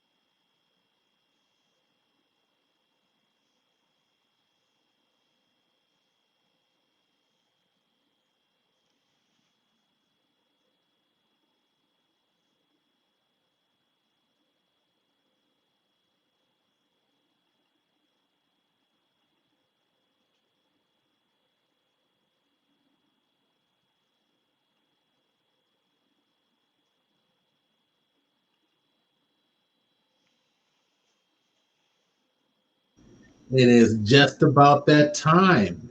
All Awesome. right. That is it. So our that's cool. Um, that little 15-minute presentation was created by David Glenn, our very own David Glenn. He's actually here. Oh, So nice. thank you, David. All created in Blender 3D, which Nice. you're going to be in that in the beginning class coming up too, I think. Yep, in August. Yep. All right, I'm gonna add you back to the stage. Sure, sure, sure.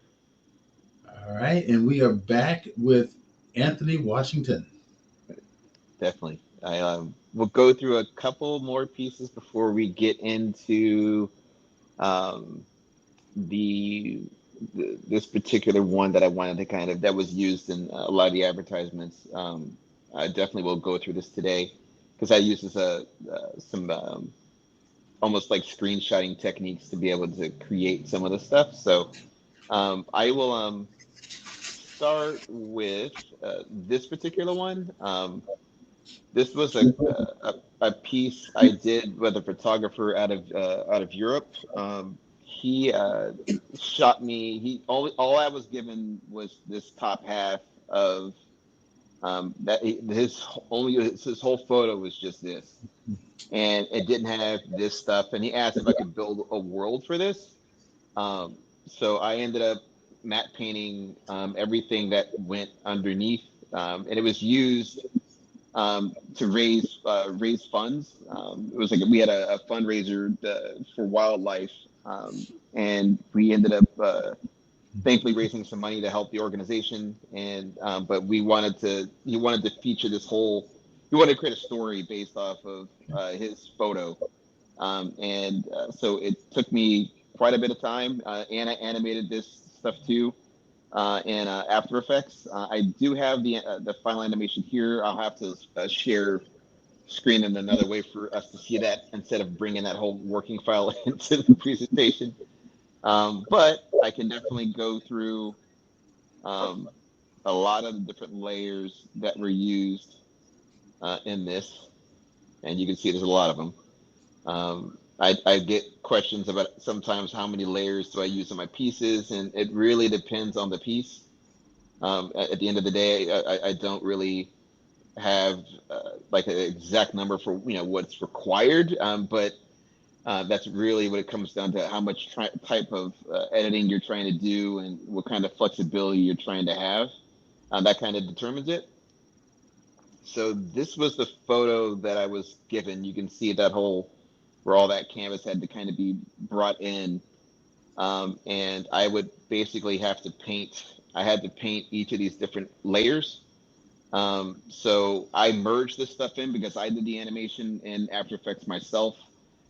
So I had separate spaces for parallax. So I had to paint every one of these little elements in. And you can, as I zoom in close, you can definitely see there's quite a bit of texture in a lot of this stuff, and which took some time. I think that the full amount of time on this piece was about 3.5 weeks, start to finish, including animation. So there was a lot of prep trying to get everything to work um, with this. So I'm going to zoom out just a little bit so you can see all the other layers come in, and then we'll cycle closer to some of this stuff so you can see some of the details a little tighter. But so definitely, I mean, it's fun to do these, but it requires a lot. So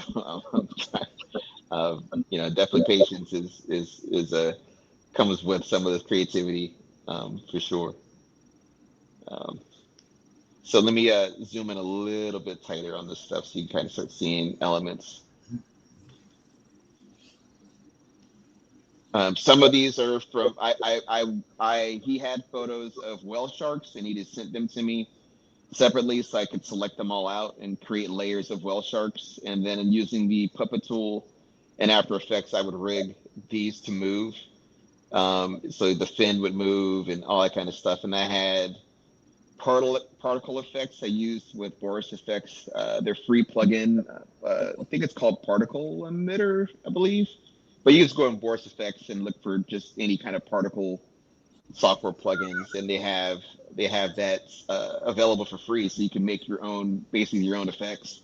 So you'll see that in the animation shortly. And then I would go through and again bring in more. Since he had different angles of these animals or mammals, I would go through and be able to find the ones that fit the perspective, and that way I could go in and bring different styles and areas where I would grab this one, pasted it right here, so I can get a little bit more mileage out of the same photo, just relighting it a different way.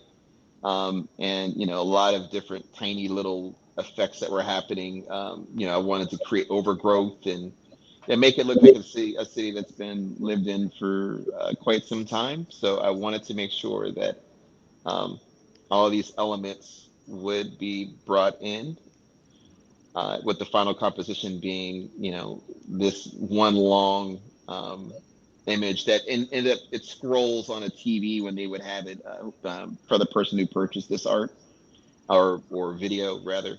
I don't think I have. Which one's this one? I'll bring the actual MP4 up, but I can kind of scroll through some of the animation here that we can kind of get an idea. But I'll bring it out. I have to reshare the screen so you can see just the actual MP4 that was kicked out. But I can at least scrub through this in Photoshop.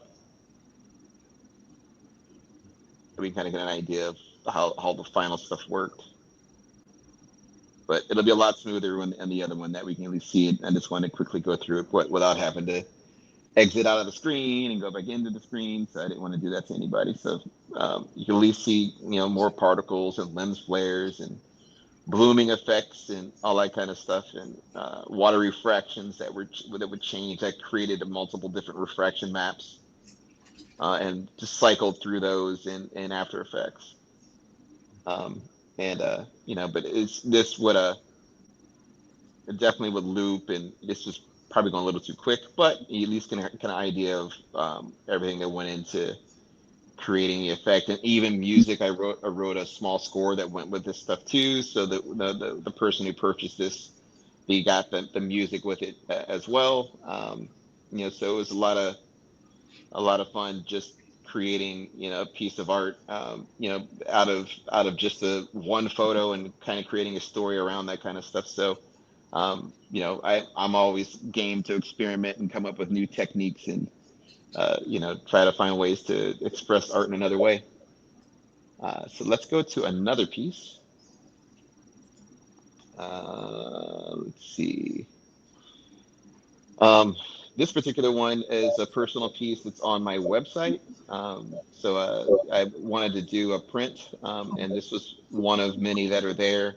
I'll provide a link if anyone's interested in seeing some of the stuff online on my site later on today. But quickly, it's just TonyWashingtonArt.com. But from here, let's go through the same kind of thing where I'll just turn off elements and bring them back in. So started with a photo. This is a photo that I started with, and I wanted to kind of build from that. So I ended up painting in, if I zoom in close, you could see I painted in clouds that had those same types of colors.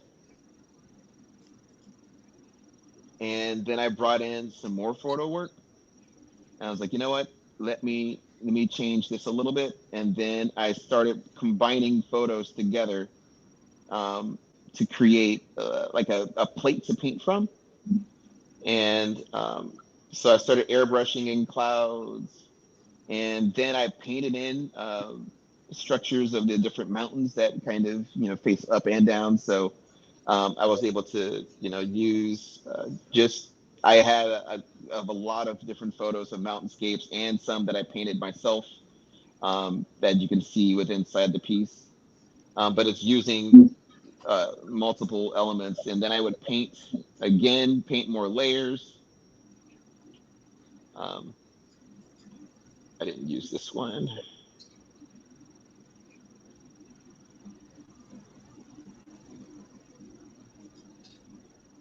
And added some color correction, and again a little bit more color correction to bring in the colors a little bit closer. I did not use this one in the final. It almost has like some star kind of patterns, but I just didn't think it worked with the piece. But I left it on here so you could at least see, some of the areas that I was going with. All in all, it took a couple of days to create this from start to finish. Final output was at open file was at 6.89 gigs open, so it's not as crazy as it's still a lot, but it's not as crazy as the original one that I had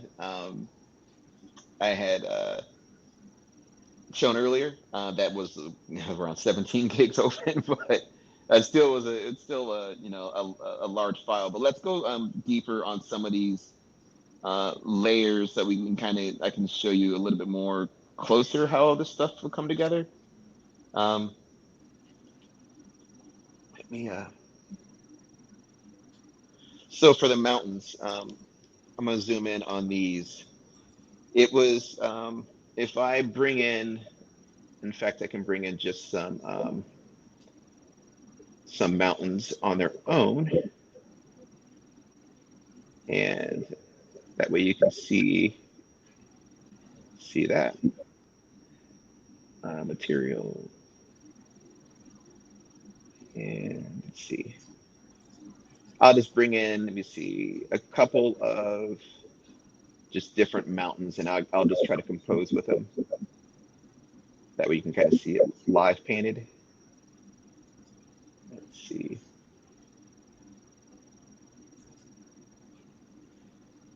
Yeah, this will work. Okay. So I will just select this. I just switched for anyone who's like in the newer versions of Photoshop, the wand tool has become very powerful over time. Thank goodness. So I'm able to get a lot easier selections by just cycling through the different wands that are available now.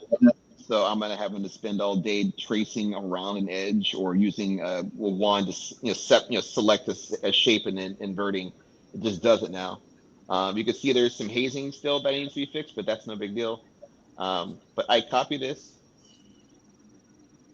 and let's just go ahead and add this into this piece. As you can see, it's not very high resolution, which is okay. I could still use it as just the foundation, so it's no problem. The lighting is not exactly how it needs to be, but it's still a good foundation to kind of build from. So I am stretching this one out a little bit, and you can see that it does not hold up being stretched to this amount of scale. So the same trick I showed earlier, go into filter, noise, median, and you could adjust it however you like. Again, preference, but I'm just trying to get it to where it feels a little bit more painterly.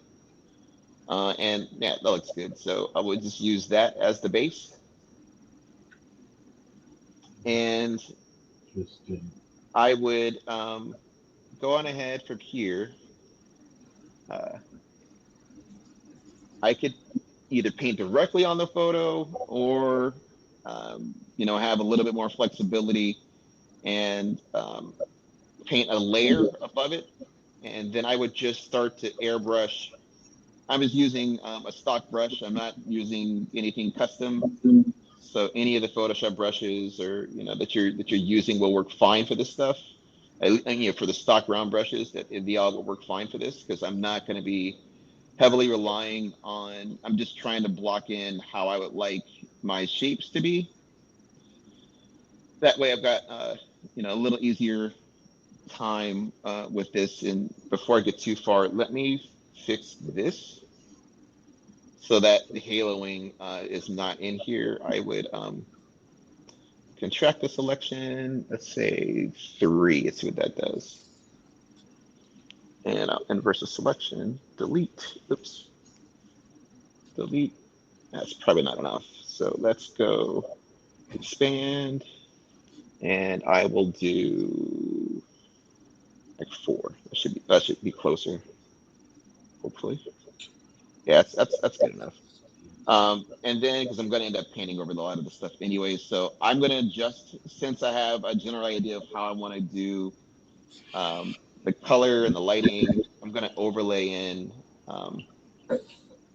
Oops. Let's try with a radial gradient instead.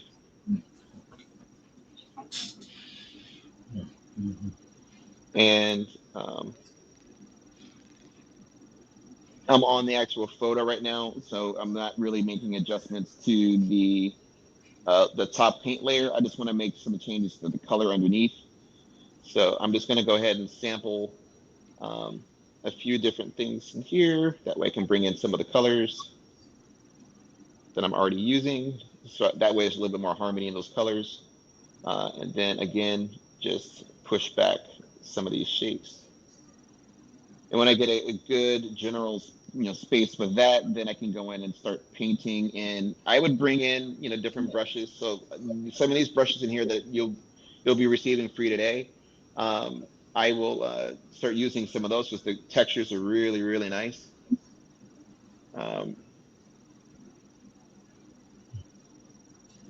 So I'll zoom in, and I'm going to turn on opacity so I get a little bit more play with how the brush looks.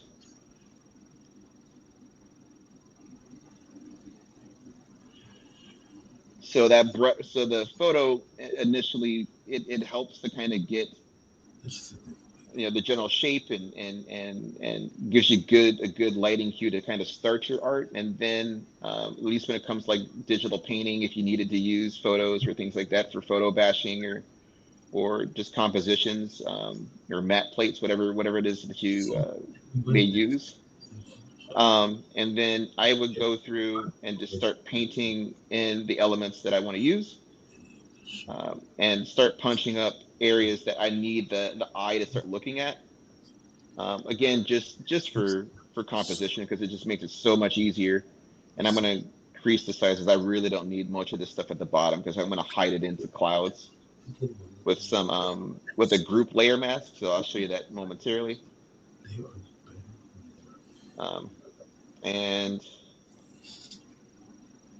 oops, let me not do that. And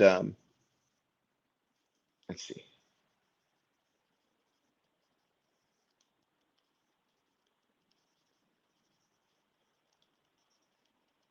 So you can see a lot of that photo is almost, I'm starting to eliminate a lot of the photo, just use it as form primarily. And then I can apply texture with brushes and lighting. And that way I can get a lot more flexibility out of these shapes, because it just makes it so much easier when, especially when we're speed that I need to get something done. I could use just really, cool references and kind of build from those references.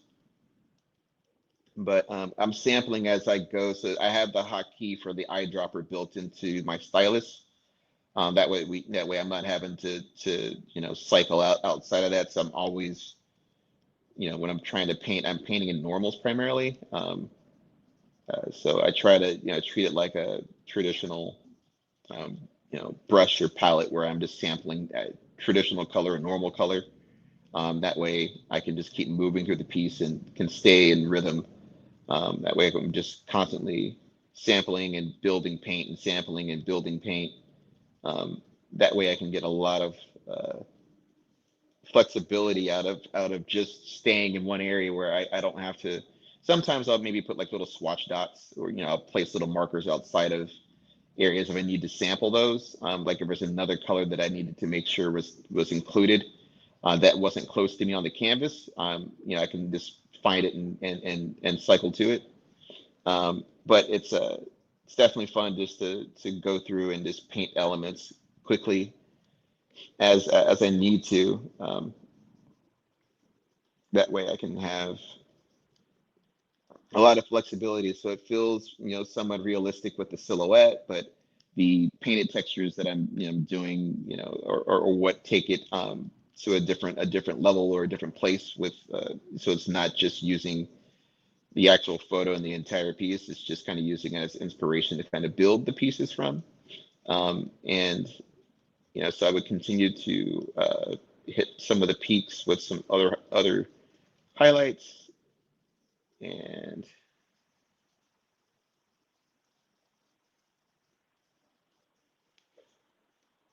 again, for value, I need to just watch. I can see some of that stuff is starting to get close. So I would group these together, and let me just move them around a little bit. I'll hide that around some of these clouds in this area. So what I would do, now that I have a group, instead of putting a mask on one particular layer, I'll do it on the whole group. That way I've got some flexibility here to do some changes on the entire group. Otherwise, that I have to go through every individual layer and do this exact same thing. So I don't want to do that. So I definitely would put it on a group. And that way you can just, the entire group gets affected by the single mask. So you can go through and, have a little bit more flexibility with these pieces. So you don't have to necessarily, go through that repetition of constantly having to go through over and over again, trying to hide all these layers behind these clouds. So once I get like a good, really solid selection out, I'll bring in softer airbrush tools to start softening out how this starts to look. So if, I can do like this particular brush, for instance, and you can go back and forth between white and black because that's how, the transparency would work, is just finding those different elements. So I'm trying to bring it right up into here. And you can see where that edge is at. So I know I need to, maybe bring in some of the underneath clouds to kind of go over this.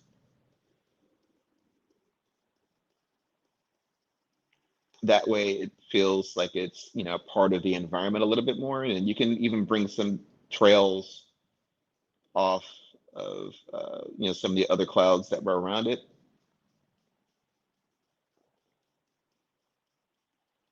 That way you get a little bit more realism into your piece.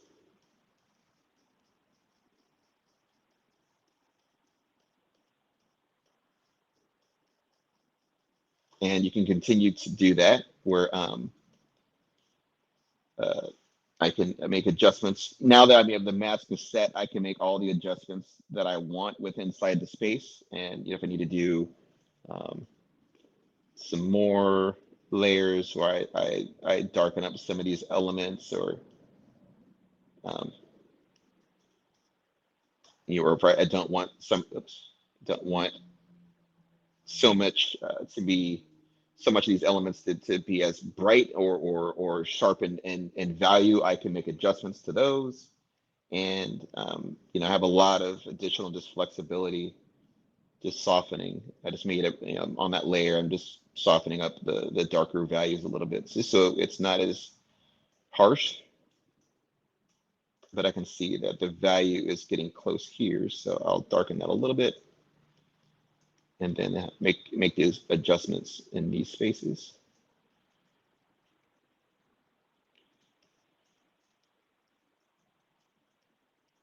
And continue to do that around this piece. Cool. And then I would do that, repeat this type of thing around the piece. But you can see it was the exact same technique I did for all of those elements. I just had, multiple pieces that I did that to. But let me turn this off.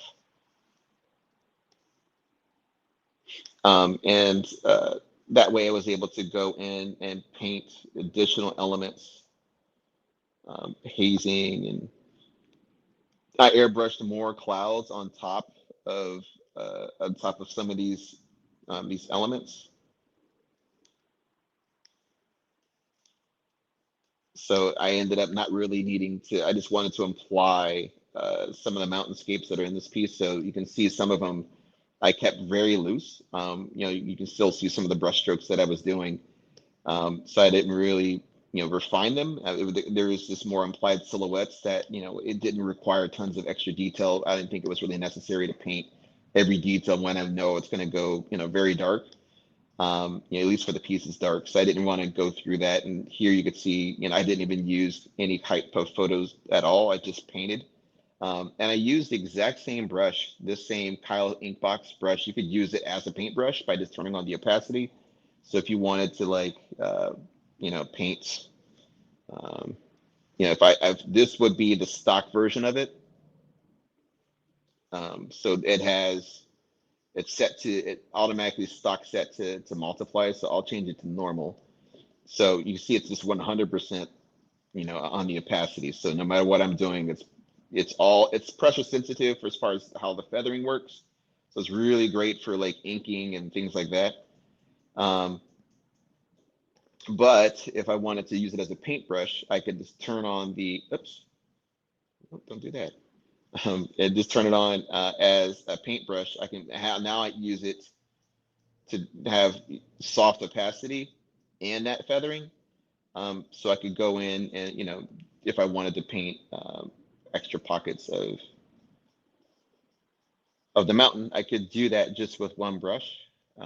And so I have a lot of flexibility using the brush, and as a painting element, or for inking, I could use it for both just by turning on and off the opacity for things. But again, the flow you can see up at the top and the opacity are both at 100 because I just want to have. I tend to keep things pretty sensitive, so I can just have a lot more control on how hard I press. But you can absolutely see what this one, you get flexibility, and it works for, like the brushes I'll be giving up momentarily. It works there too. So I mean, all of those brushes, if I just use the stock one on this particular one, you see what it does stock, and then you add opacity, you get the exact same thing where you get a little bit of control to imply how that texture is brought in. So definitely you get extra life out of these brushes by just sliding through different modes, or having opacity on and off for your pressure sensitivity for your tablet or pen display of choice. But I do use, again, I'm using the 16-inch Wacom Cintiq. I do have an Intuos Pro that I've used when I'm traveling, like on a plane or train. I use that, and at home I have a 24-inch Cintiq that I use on when I'm at my home office. I'll use the larger one, but this one absolutely works amazingly well, and I definitely recommend if you're able to get into a Cintiq. It really changes what you can do. The Intuos works completely fine, and I've painted with those and done workshops with an Intuos, and it works completely fine. There's nothing wrong with it, but I've grown to prefer using a pen display where I can just draw right on the subject, so I'm not having to map my eye to the screen and give myself instant headaches. But so it's just more of a preference, but they all work just fine. And I started painting with a mouse back when I was 18, because the studio didn't have enough Intuos for us, so I had to just use painting with a mouse. And it took, back in Photoshop 3, you could use paint with steps. So I found I could get like a technique where I could look like an airbrush if I created steps. So the process of opacity would happen over the set number of steps. I ended up landing, I think it was 25 steps. So I would run a brush stroke, and then 25 steps. So it would be really sharp contrast and opacity, and it would tether off. So I remember the analogy that painting with a mouse is like painting with a brick. It is.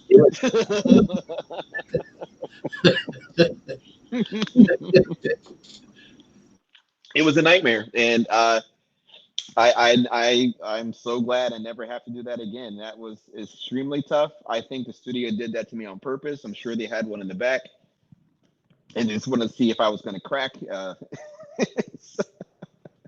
I never would recommend anyone have to paint with the mouse. It really is. It was hard. So I'm fortunate enough to be able to use tablets and and displays now for this stuff. So for the last piece for the day, let's go to this one. Again, this is another concept piece I did for Clarion. This one uses photos again, and I'm going to go through these just so you can kind of get an idea. This is the photo as provided, and I went in and built in these elements around it. So I broke out a lot of these elements so I can have, some more of a 3D effect and have, make it feel like the person was in the space. So for the saxophone player itself, I just grabbed a photo online of a saxophone player. It was actually just the torso. I didn't have any of, there was no legs so below here. So I was like, well, let me figure out how I'm going to draw him in. And so I drew in, you can see where I started adding in the line art for the saxophone player. And I drew in the rest of the element for how I needed him to fit the space. And let me go through the background too, so you can start seeing some of the things I did to break that up. But I brought him in and then added in his legs, and I drew line art around him all the way around, similar to the baseball player that I had done earlier in today's presentation. But so I did the same median filter on this because again, the photo was just not high resolution enough to really, for me to keep it in that space. So I was like, you know what, it's fine. I won't worry about that. I can just median it out. It's no big deal. Let me bring in here. So I I selected out different shapes from the buildings, and I added an overlay. You can see what it looked like in normal, but an overlay, I grabbed a yellow just to really punch up the sunlight. I wanted to be a much stronger contrast, so I went in and you can see I just basically gradient in those elements because I really wanted that sunlight to be a lot stronger in this versus the other. So one thing I did was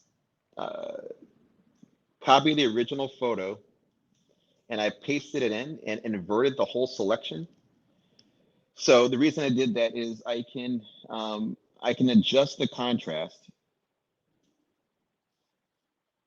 so I can start getting. I wanted to catch these trees and these elements a little bit more, so I wanted to retain some of this stuff that was happening in the trees. So anything that's basically grays and blacks will be selected. I can actually have control on those. Where if I wanted to paint, I can actually, again, imply that photo just by loading it in. So I would bring another overlay. If I quick mask, just press Q. If I quick mask, you can see what's actually going to be affected. So anything that was white is actually not, it's transparent, and the grays and blacks are what's actually available to paint on. So I would, again, not use any of this stuff that's in the background here because it just didn't need it. But if I were to turn this off, the first layer I had that was an overlay, and now I make a brand new layer that's an overlay, I can airbrush those sunlight areas again. And it's only affecting, you see I'm running across the entire tree. It's only affecting the highlight portion of the tree because I used an alpha to create basically a way of pulling information out of the top half of the trees. So it really comes in handy just using an alpha, just to kind of give you some training wheels per se. So I'm not having to go through and, you know, paint every little tiny tree limb. I'm just using the quick alpha that I created. You can turn off all those marching ants, of course, but I can go through and just quickly, you know, airbrush in just those elements that I want, and it's not affecting anything else. It's just an overlay that's being hit by highlights that I selected. So I still have the front faces selected. So if I wanted to airbrush those two, I've got,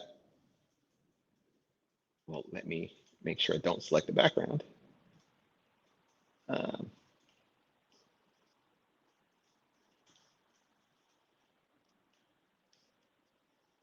I can do this really quick. So now I have, it should be, yep, and I have a cleaner mask where I can, again, airbrush in. Again, I'm doing this as a quick blanket of this stuff. You wouldn't have to necessarily do it like this, but if you wanted a really quick selection that would allow you to hit the highlight marks of these things with just the color that you wanted, this is a really easy way to do it. And it's just using an alpha. So, I mean, I know I don't think enough alpha use is being used and because it's such an easy technique to use that with. Was the goal to target the highlights only? Yep, just highlights only, so I, shadows don't get affected. did you use the Control Shift number two Uh, oh, shortcut? what's that? I think it's Control Shift and then number two on the keyboard gives you your highlights only, a Right. selection of all your right? Yep, it does. And on that's on PC. Yes. Yeah. But For so control, it'll be Command Shift can number be two Command Shift number two on Mac, on the and Mac, that would right? also do that too. So it does that too. I just like having flexibility of really adjusting things, Okay, where where I can go through and really fine tune how much I want it to be. You can got still it. do Command Shift 2, bring it into an alpha, set it up the same way, and then do your levels on here like I just did. Right. But it's your preference at the end of the day how Okay. you want to how much you want affected. Okay. Maybe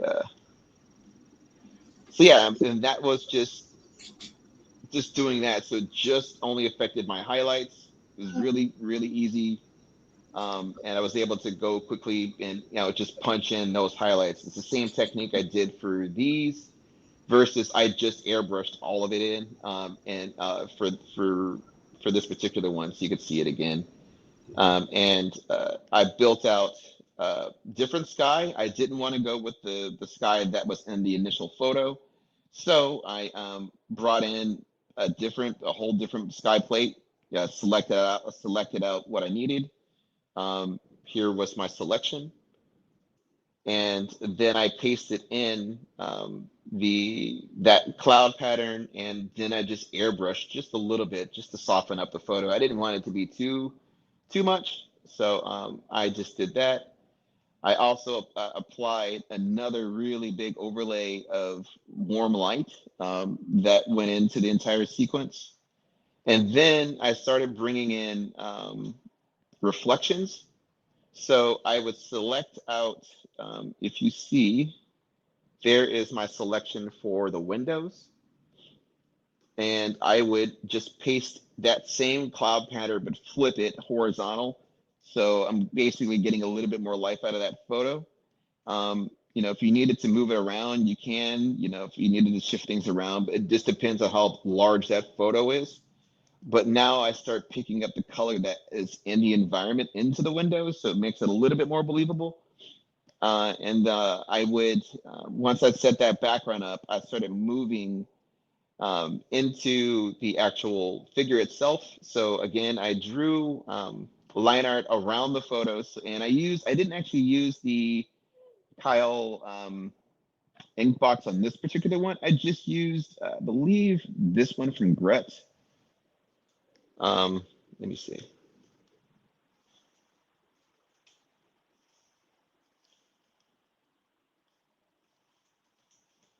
Maybe it was this one. Yeah, it was this one.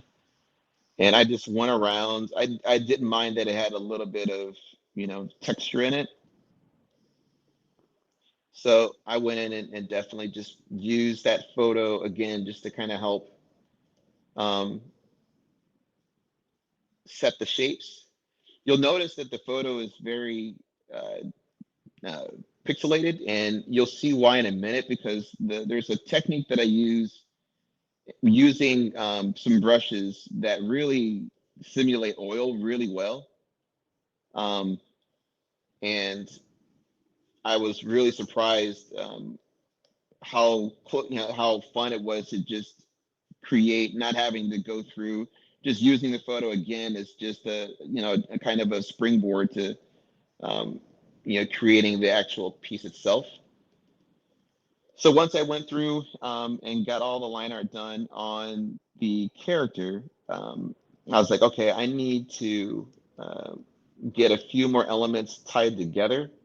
And I went in and added some some brushes, like a brush splatter pattern.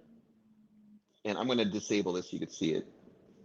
This is the pattern that I used on top of it. So as you can see, it's just scanned in like paint splatters and things like that for this. I'm going to enable it so you can see I used this brush. Where's this one at? This Flux Ever, the same watercolor brush I used in the earlier Clarion example, and I airbrushed out the areas that I did not want. So I was able to get just the information that I wanted to keep. I left transparent, and then if I wanted to, bring back in elements, I would just airbrush them back in. If I wanted some to come back, you can absolutely do that.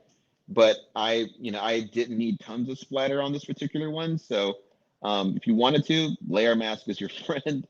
And that way you could go through and kind of piece up the sections that you want to have that effect to kind of take place. Um, so yeah, you can definitely do that. And that was what I ended up using for that. The next thing I ended up doing was adding a little bit of overlay to kind of, again, kind of bokeh effect on a lot of the stuff to start bringing eyes into the piece. And then I needed to do some color adjustments. So you can see I've got a curve and it helps, to bring in a little bit more richness in the tone. I did a color gel, again, the color section out of the blend mode, and the opacity, your preference, but I went with 30. Overlay, same thing. I went with that same purple color, brought in some of that purple into those shadows and, into the highlights. Basically the whole piece globally gets that more purple tone. So you can kind of see how that was, and I didn't like how much red was coming into the piece and yellow. So I have both of these tones, and you can see the difference. It's subtle if you slide them around, but I ended up going with that as the end, or if you move that to the top, so you can see just by shifting these different kinds of color effects, it changes your piece. So definitely experiment with that, because you might see something different just moving around some of your blend modes. So it really can be really effective.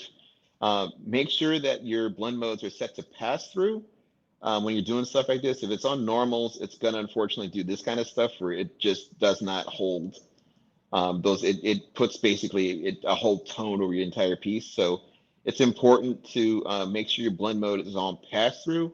That way, all that transparency, it just gets passed into your color underneath. And, so it just works a lot easier that way. So the effect that I wanted to share with these texture brushes, let me close this one out. And we'll go into these. These are available online, I believe. You can just type in Texture Labs oil paints and art history brush.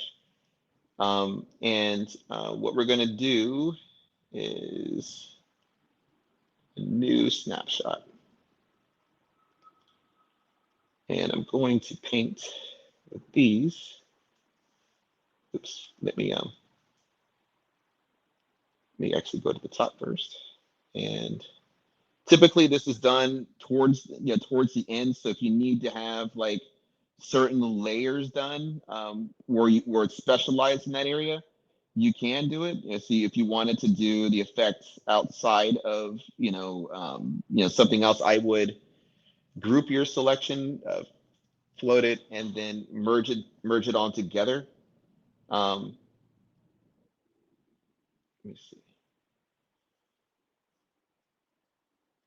And now I've merged the whole group together. So I was happy with how everything was set, and I wanted to go ahead and apply this oil texture to things. So I would let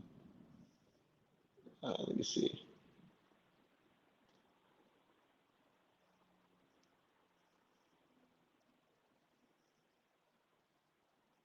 And I'm going to paint on this one. So the new snapshot will create a brand new history set. So now it's starting from scratch. Everything else is gone. So now you'll be using this as your set. And these brushes, they label them out for again, large, noodle, medium, small, fine. They will simulate really, really cool textures that you can go in and paint into these different spaces. So if you didn't want to go in and if you want a larger brush to work from, you can.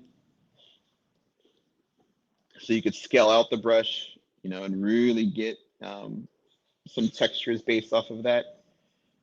And zooming out, I can, again, use the large brush. Oops. And again, it's also pressure sensitive, so you can change the size and scale of it, so you're getting just some different types of brush strokes and things like that work from this one brush. And if you wanted to go, say, with a medium, you can go start seeing what the details do on the medium, which gives you almost like the bristle from a brush. And again, you can turn on pressure sensitivity, and that way you can get a little bit more control with it and move your way around your canvas with that.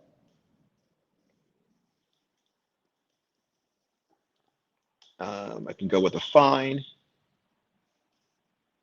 Really good. I mean, it's a little bit too much. So you need to be on a like a smaller area for that kind of stuff. Noodle will as a really good like oil kind of texture to things.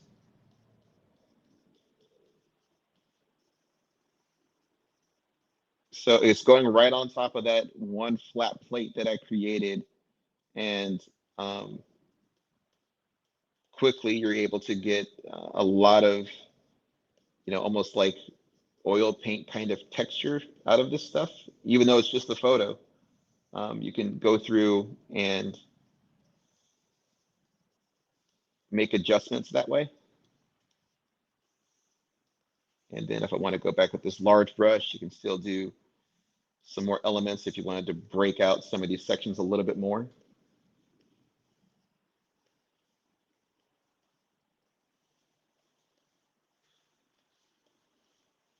And just definitely mixing and matching all these different brushes to get the look that you're kind of going for.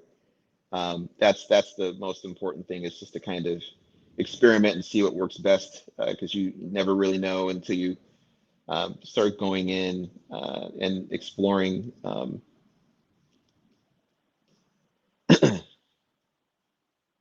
Let me plug this up really quick.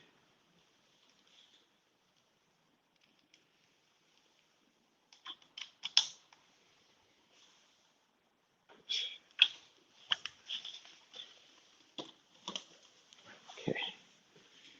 And you can even, definitely add some of this to the oops, that's too much. To like the paint onto the light signals and the crosswalk. And again, you can just use that very, however you like really to create that kind of look. And I ended up doing this with it.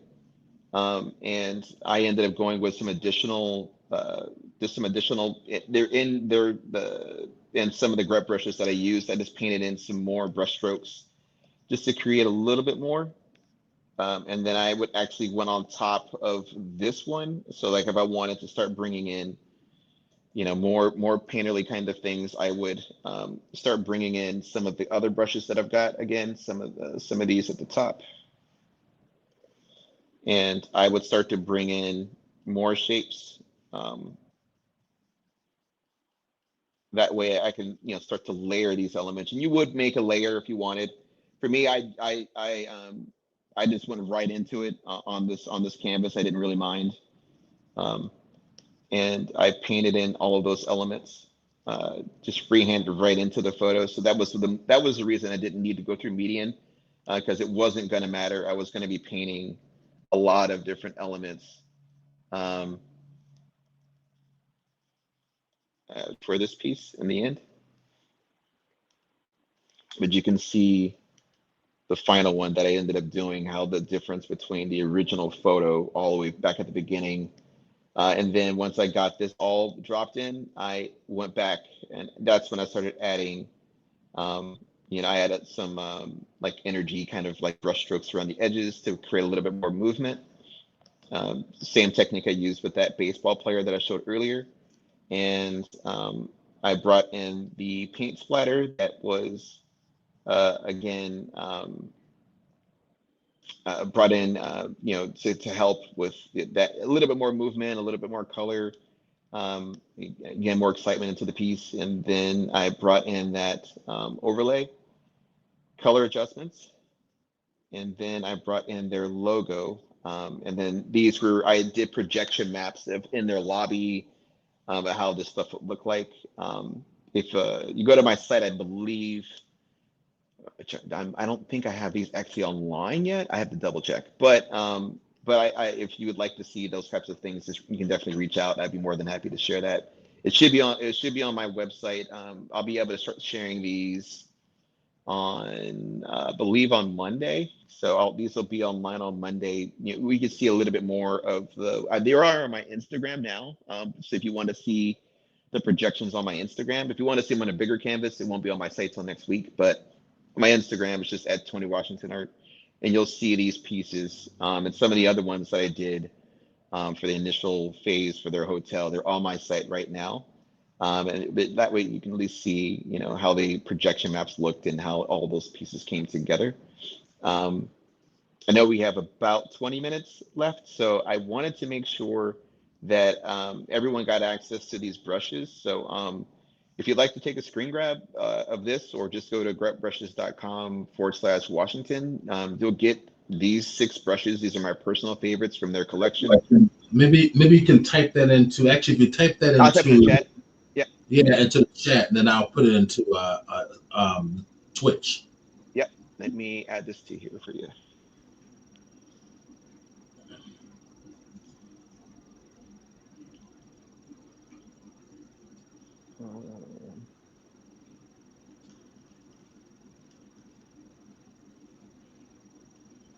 I just sent you.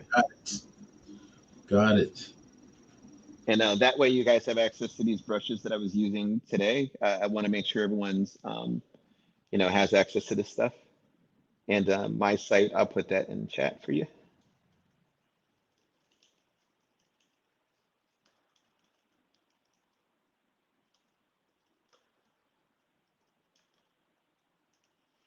And just sent over my website.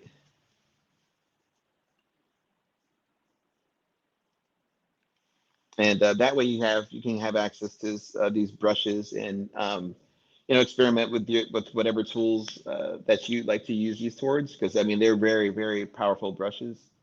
I wanted to also put in. I can probably also put these in the chat too, but just here's my website. That is where you can definitely find my work in Instagram.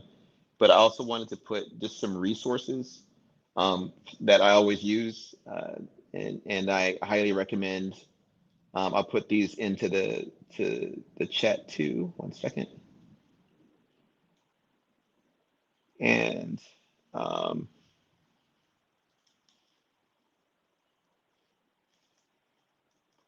what's a great idea also, Tony, is if in the future you put a QR code on the end of that. Oh, sure, I will be screen grabbing photo from it. Yeah, it's great for Comic Cons and stuff like that. Yeah, absolutely. I do that for when I'm at Comic-Con. I do have those set up for sure. But yeah, I'll absolutely include that in the next ones. I'll put like QRs into these screen grabs for you guys. Yeah. Definitely. All right. So yeah, those are some of the resources I just put in coolers for you guys. That's really a really easy way to create swatches. Adobe does have some too. They have their own version too, but sorry, it's coolers.co. Sorry about that. Oh, what was that? It's coolers.co. Sorry about that. .co, got it. Yeah, okay. .co. Yeah.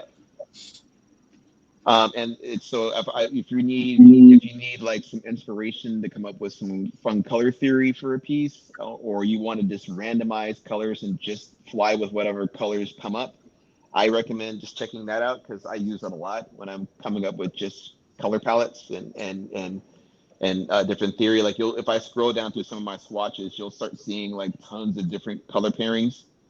That's one. And I have a whole bunch of other ones too that I have all blocked off. Typically, I just leave it like this because I have my primary and tertiary kind of colors are all in here, so I can just sample and keep moving. But it's really important to, if you want to be able to have some flexibility and challenge yourself with different kinds of color schemes and, broaden your range and what you can do within these spaces, I highly recommend just checking those out. It's a really, really great resource. And, kind of go through and experiment a little bit more with what you do and with your color selection. So let me, we have we're down around 20 minutes or so, Stephen? Yes, okay. We do. Cool. Is there any questions? I want to make sure I can answer things before. I'm not sure if there's any questions in the chat. No, not that I can see. Okay, then let me. We have a little bit of time. I'm going to unshare this screen really quick, and then I will fly through 2 videos so everyone can see those before we wrap today. Sure. So on the present or invite, just select the video option. Got it. And it will play your sound and your visuals. Oh, nice. Let me. Yeah, that's new in StreamYard, so it's kind of nice. Yeah, it is. Let me go over and do that right now. So I love that piece with the underwater scene and the thanks. cavern. I appreciate it, man. Thank you. In fact, I can go with that one first. I would have the shark eating the guy in the background with the blood.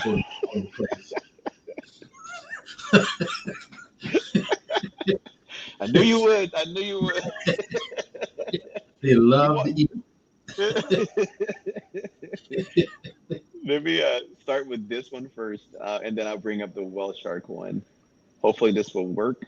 All right. I'll add that to stage. Okay. There we go. So this is the video process of that one. And then I believe it's got like a quick mock-up of some of the post effects that were added on this one, I believe. Yeah. So you can see why some of those things were in layers and things like that. So let me get another video file up. And you can see that one.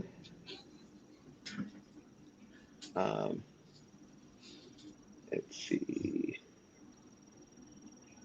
And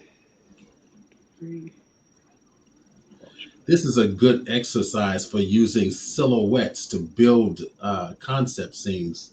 Absolutely. I mean, it's so important to keep things, if you can get your silhouettes locked in place and really simple, it's such a huge help.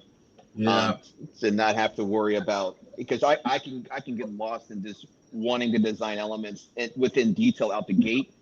But this gives me the ability to lock into, this is what I can work from. These are my parameters.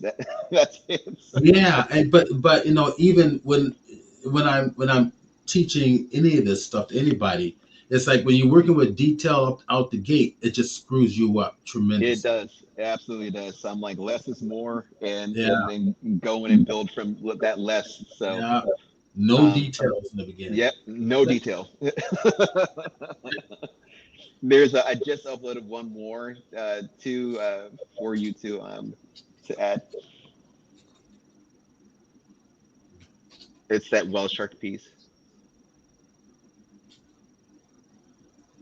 Hopefully you see it. Let me know if it's not there. Oh yeah, I see it. There it is. Got it. Okay. I'm sorry. I was waiting for it to come up on the other one. Oh, gotcha.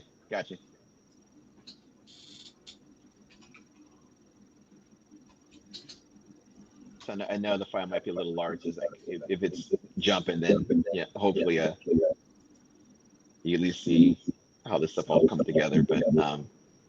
But yeah, it was just done. All the animation was done in After Effects, and I did all the all the glowing and rays and particles with a mixture of particle emitter from Boris Effects, and then I airbrushed in layers different rays, and I would just throw opacity through those rays. Oh, that's great. That way we can get really, really good glow and bloom effects and all that kind of stuff. So it's a combination of Photoshop and After Effects, and then the music was done with outside of Adobe software. But yeah, I mean, this is all part of just experimenting and seeing how much I can push with just basically a still image. That's just a 2D piece of art and composite to kind of create a space for stuff to live in. So it's a lot of fun to challenge new ways of learning how to use Photoshop, and I've always been a fan of never being complacent. I always want to kind of push what I can do and finding new techniques and studying and figuring other ways to grow in this space, and which is one of the reasons I'm trying to get back into 3D and doing Blender with your classes and later this summer. So does the whale shark's tail move? It does, but not when we did the final, the photographer did not want it really moving a lot. I had it moving, the fins were moving and everything, and I had it like if I scroll back to the beginning, you can see some of the other whale sharks. There is more movement, like you can see in here. There. And there is movement in the fins and more, but the photographer in the end, we ended up stripping down movement and the big whale shark. He didn't want it as much anymore, so ended up drawing that out, which is fine. I mean, it happens. I don't mind. I've got the model's leg. It does move. Her hair moves. So I do have all those elements. Her arm is in a puppet tool as well. So I'm able to go in and have those edits too. So, I was moving. Yeah, I had everything ready, rigged. But unfortunately I wasn't able to keep as much of what I wanted on that whale shark moving. I felt it looked nicer, but no worries. I don't mind. At the end of the day, I'm working with a team of people. So there's certain things that will happen where I don't get every single element I want in these pieces. I mean, but everything else that I wanted implied that the environment was there. So because when you're working with a committee, you don't have a whole lot of choice. Yeah, we kind of have to. But you can do another one just for your portfolio. Oh yeah, my portfolio will have plenty. With the blood and eating and everything. Oh yeah, the Stephen Burns exclusive version. That's right. If you don't like it, blame Steve. That's going to be a common theme in this channel. Blame Steve. So yeah, I definitely I don't know because we only have about 13 minutes. I don't want to necessarily just fly into pieces, but if there's anyone in stream who does have a question. Yeah, any questions from anybody in the stream, go ahead and post your question in the chat box, and I will display it and we will chat about it. There's usually always questions in this group. Yeah, please feel free. Look back a little bit and see if I've missed anything by any chance. I don't see No anything. worries. There. Okay, I know just the comments that Dave Hoffman, Ace Hoffman made. Any questions? Post into the chat. Yeah, please feel free. This is your chance to interact with Tony Washington. Yeah, I mean, that zero pressure. If people don't, feel comfortable asking questions, not a problem. But I'd rather answer questions versus me trying to knock through a piece in 12 minutes. I don't think that's fair to you guys. If you're trying to see techniques, I'd be going too fast if I did that. So, Okay, Ace Hoffman. All right, Ace Hoffman says, not a question, but let's put this up there. But okay. I'm seeing gradients in a whole new light, so to speak. Yeah. Yeah, I mean, there's a lot of flexibility that gradients can do, and it's one, it's easy to blanket a space. If you need to quickly fill a space with just color, that is the easiest way to do it, whether it's a linear, angular, reflective, any of those gradients that you want to experiment with. It's just a good, easy way to apply a lot of color quickly. So I highly recommend that. And you saw how I use them in a layer mask. So, if you don't have to use it for color, you could use it as a way of quickly blocking out a layer mask just to be able to create transparency quickly.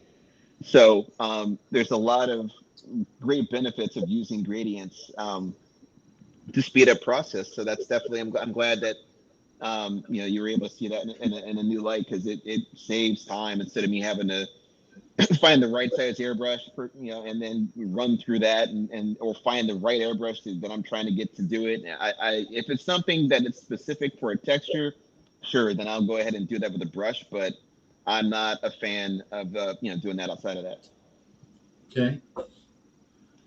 Any other questions? Anthony, you were wonderful. Thank you very, very much. No, thank you always for having me back.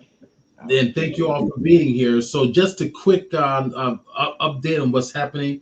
Next week, we will be back for our Blender 3D broadcast, which we normally have on Saturdays. And then, of course, every once a month, we have our Photoshop Users Group presentation, which is today. We had 2 of them this month, primarily because the month of June, we will not have a Photoshop presentation, because we will be at the Del Mar Fairgrounds, actually live in person, doing presentations the entire month there. So I will be there. Now, this is my website. Just very quick. I've got a full day Blender class. Now, I'm going to be in Louisville, Kentucky, conducting the class, but you can join us live on Zoom. Right, so you'll be there with us with the class. I'm going to put that. I've already placed that link down in the chat box. It's right here. All right. After this class ends, this is on Friday, May 30th, and then of course Saturday and Sunday is Wonderfest, which is the largest 3D convention in the country. So let me actually go there. Let me go to wonderfestusa.com, I believe it is. Nope. Okay. So let me just do a Google search. Go to Wonderfest USA, and it looks like, let me see what I've got. This festival waterfront. That's not it. There it is, right there. Okay. So this is, if there are sci-fi fans here, and you watch the Star Trek movies and the Babylon 5s and the Star Wars movies, the builders of the models that they use are there. All the attendees are all model builders. So this is one of the largest 3D modeling building and convention in the country. So I'm there. It's like $50 for the whole weekend. It's a Saturday and Sunday. It's at a hotel, same hotel as every year. Here, I'm going to put this into the chat box. It's wonderfestusa.com. If you've never been, you'll be hooked. If you ever go, you will be hooked. I went because I was doing some 3D design and actually 3D prints for a bunch of people through Facebook. And it ended up that the people I was actually building for were the people who were running the festival. So they got me involved, and let me see if there's any photos here. I will be there on Friday. Friday, let me see if under programming demo presentations. There they are. All right, Saturday. Okay, Friday workshops. I will there I am right there. Blender 3D, crafting unique additions for your 3D printing project. So we're there in person at the hotel. The room takes about comfortably, well, at the most 15, comfortably 10. I think we've already got 10 signed up. So this is going to be a full class. So this is going to be from 10 a.m. until 6 p.m. Full Blender 3D class based on 3D printing. There's a lot of people there are scratch builders. So scratch builders don't use 3D software like Blender or Maya or anything else. They use styrene, which is thin sheets of plastic, and they use an X-Acto blade to cut their shapes to build their models. They're scratch builders. I'm the first person to actually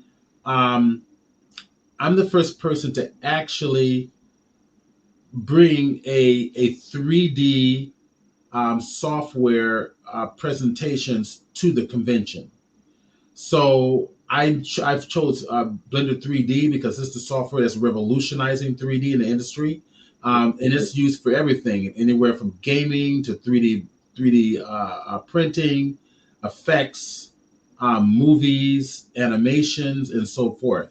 So if you're interested, even if you're not there, you can join us online, right, through Zoom. You'll be live there with us, right, and you can interact with us because we'll have you on speaker, and then you have your microphone. I have a microphone. We can switch screens, have your questions, all that stuff. It's all interactive. So if I go over to the programming demo presentations, I think I did that. I think that there may be more.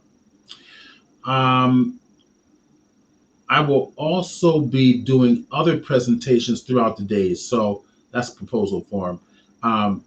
They haven't got the speaking schedule up yet, I don't think. Let me just double check here under this date. So yeah, it's not up just yet. But I'll be there on both Saturday and Sunday, also doing like an hour and a half long presentations on Blender 3D. Okay, so then the next thing is, once you're done with that, I will be offering a 5-week class just for 3D building in Blender 3D for 3D printing for those who want to actually learn more about this stuff. So I'll do a 5-week class. I'm going to go to it real quick. I'm going to give you the link for that as well. And I'm going to give you a discount code as well. So Wonderfest. So here is the Blender 3D modeling for 3D printing. That's going to happen at the end of June. All right. I'm going to give you that one right now. And I will post that in here real quick for anybody who's interested. And there it is there. So go on and check that out. And then the last one I'm going to share with you guys so that you're aware of it is the introduction to 3D. So people who have no idea, this is the one Anthony is going to be in. So the introduction to Blender 3D is in August. All right. So I'm going to go to that one real quick. So if you have no experience in Blender at all, this is the one you're going to want to start with. This is completely for newbies. So check that out. Now I'm going to give you a discount code. And since this is the Sunday of Photoshop Users Group, I'm going to give you the discount code SDPUG 2025. So use discount. All right, so SDPUG 2025. There. So use that one. Okay. And that'll give you a discount off of the workshops. So the last 2 workshops I posted are 5 weeks long, and each one is recorded.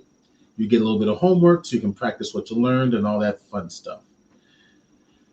So so get involved now. The classes are filling up pretty fast. I only allow 8 people in a class. That's why they're filling up fast. I keep them small so the classes are private in feeling and in effect. Okay. It's just better that way. I used to teach back in the earlier days where I had 15, 20 people in a class, and it's like the learning isn't as good. It's just not as I want Anthony knows it just is I want them private. So I keep no more than 8 people. That's it. And then we all learn together. So okay, so you got the discount code, and anything else I need to mention? We will be back next week for our Blender presentations. Everybody's welcome back. I've got something really fun I would like to share. And then that's the week before I leave for Wonderfest. So the following week, we will not have a broadcast. But what I intend to do is to find a way to broadcast my presentations from the convention through Twitch. So stay tuned for that. Now, right up here on my website, chromeillusion.com, I'm gonna give you my direct URL to my website here. I basically already did that. You basically going to my website through the other means as well. But that's my website. If you go to the website, I'm going to click on the main banner that takes you to the main page. And you go to the About section. Underneath the speaking schedule, you will be able to find out exactly where I'm going to be speaking next. This is really nice because I can type into my Google Calendar where I'm going, what I'm speaking about, and it automatically shows up here. So more presentations are coming up. I've got a bunch of presentations at the fair that I haven't put in yet. So this is going to fill up even more by the end of the day. But you can see here, Toning It Down is coming up this coming week, or next week, I should say. Next week, it's at Tuesday or Wednesday. That's Wednesday, next week, Wednesday. It's a free presentation. It's a Photoshop presentation. It's on mastering your work by learning to master your values, master your details and your shadows, midtones, and highlights. It's a pre-presentation for a full-day workshop I'm going to be teaching for the Professional Photographers of America in Orange County. That's going to be a live presentation in Orange County that I will be doing on Friday, but on Wednesday will be a preview of it. It's a way to inspire people to take the workshop, okay? That's free. The workshop itself will be paid, and we'll talk about that during my presentation on Wednesday. So definitely check that out. In fact, if you click on this, it gives you the Zoom link right there. So if you click on this, it comes up with the Zoom link right there. You can join. Okay, so that's this Wednesday. And then the actual presentation on Friday is here, right below it. All right. So if you want to sign up and join in for that presentation, click on that link. It'll take you to the proper location. Wonderfest USA, that's the one, the full day workshop I just talked about already. That's listed there. Modeling for 3D printing, those are the other workshops. These are the links to register for those classes. But the actual classes that I will be teaching at Wonderfest, I haven't got up there yet. So I need to confirm the dates and time, or the times actually during that weekend. Then they will be up there. So keep your eye on here. After this weekend, it'll be more stuff up here for both the fair as well as Wonderfest. I've got a bunch more stuff coming up. That's it. I can't think of anything else to say. Anthony, you're excellent as usual. Thank you so very much for your time. And thank you all for being here and supporting the channel. And we will be back next Saturday, same time, 10 a.m. to 1 p.m. Pacific time. And and looking forward to having you back. So as we leave, I'm gonna play our little commercial from our support from Lamont's Barbecue. Thank you, Lamont's Barbecue, for the support. And we'll see everybody on next Saturday.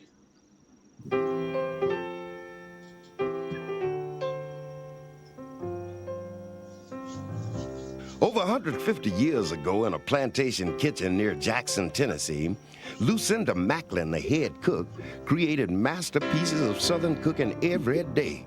With her culinary creativity and her knowledge of certain secrets of food preparation, Lucinda made her very own special sauces. She developed a variety of marinades and sauces full of diverse herbs, spices, and a whole lot of love. The thick and tangy barbecue sauce she made was so rich, it was poured into jars rather than bottles. Soon, Lucinda's delicious, authentic sauces became known all across the South.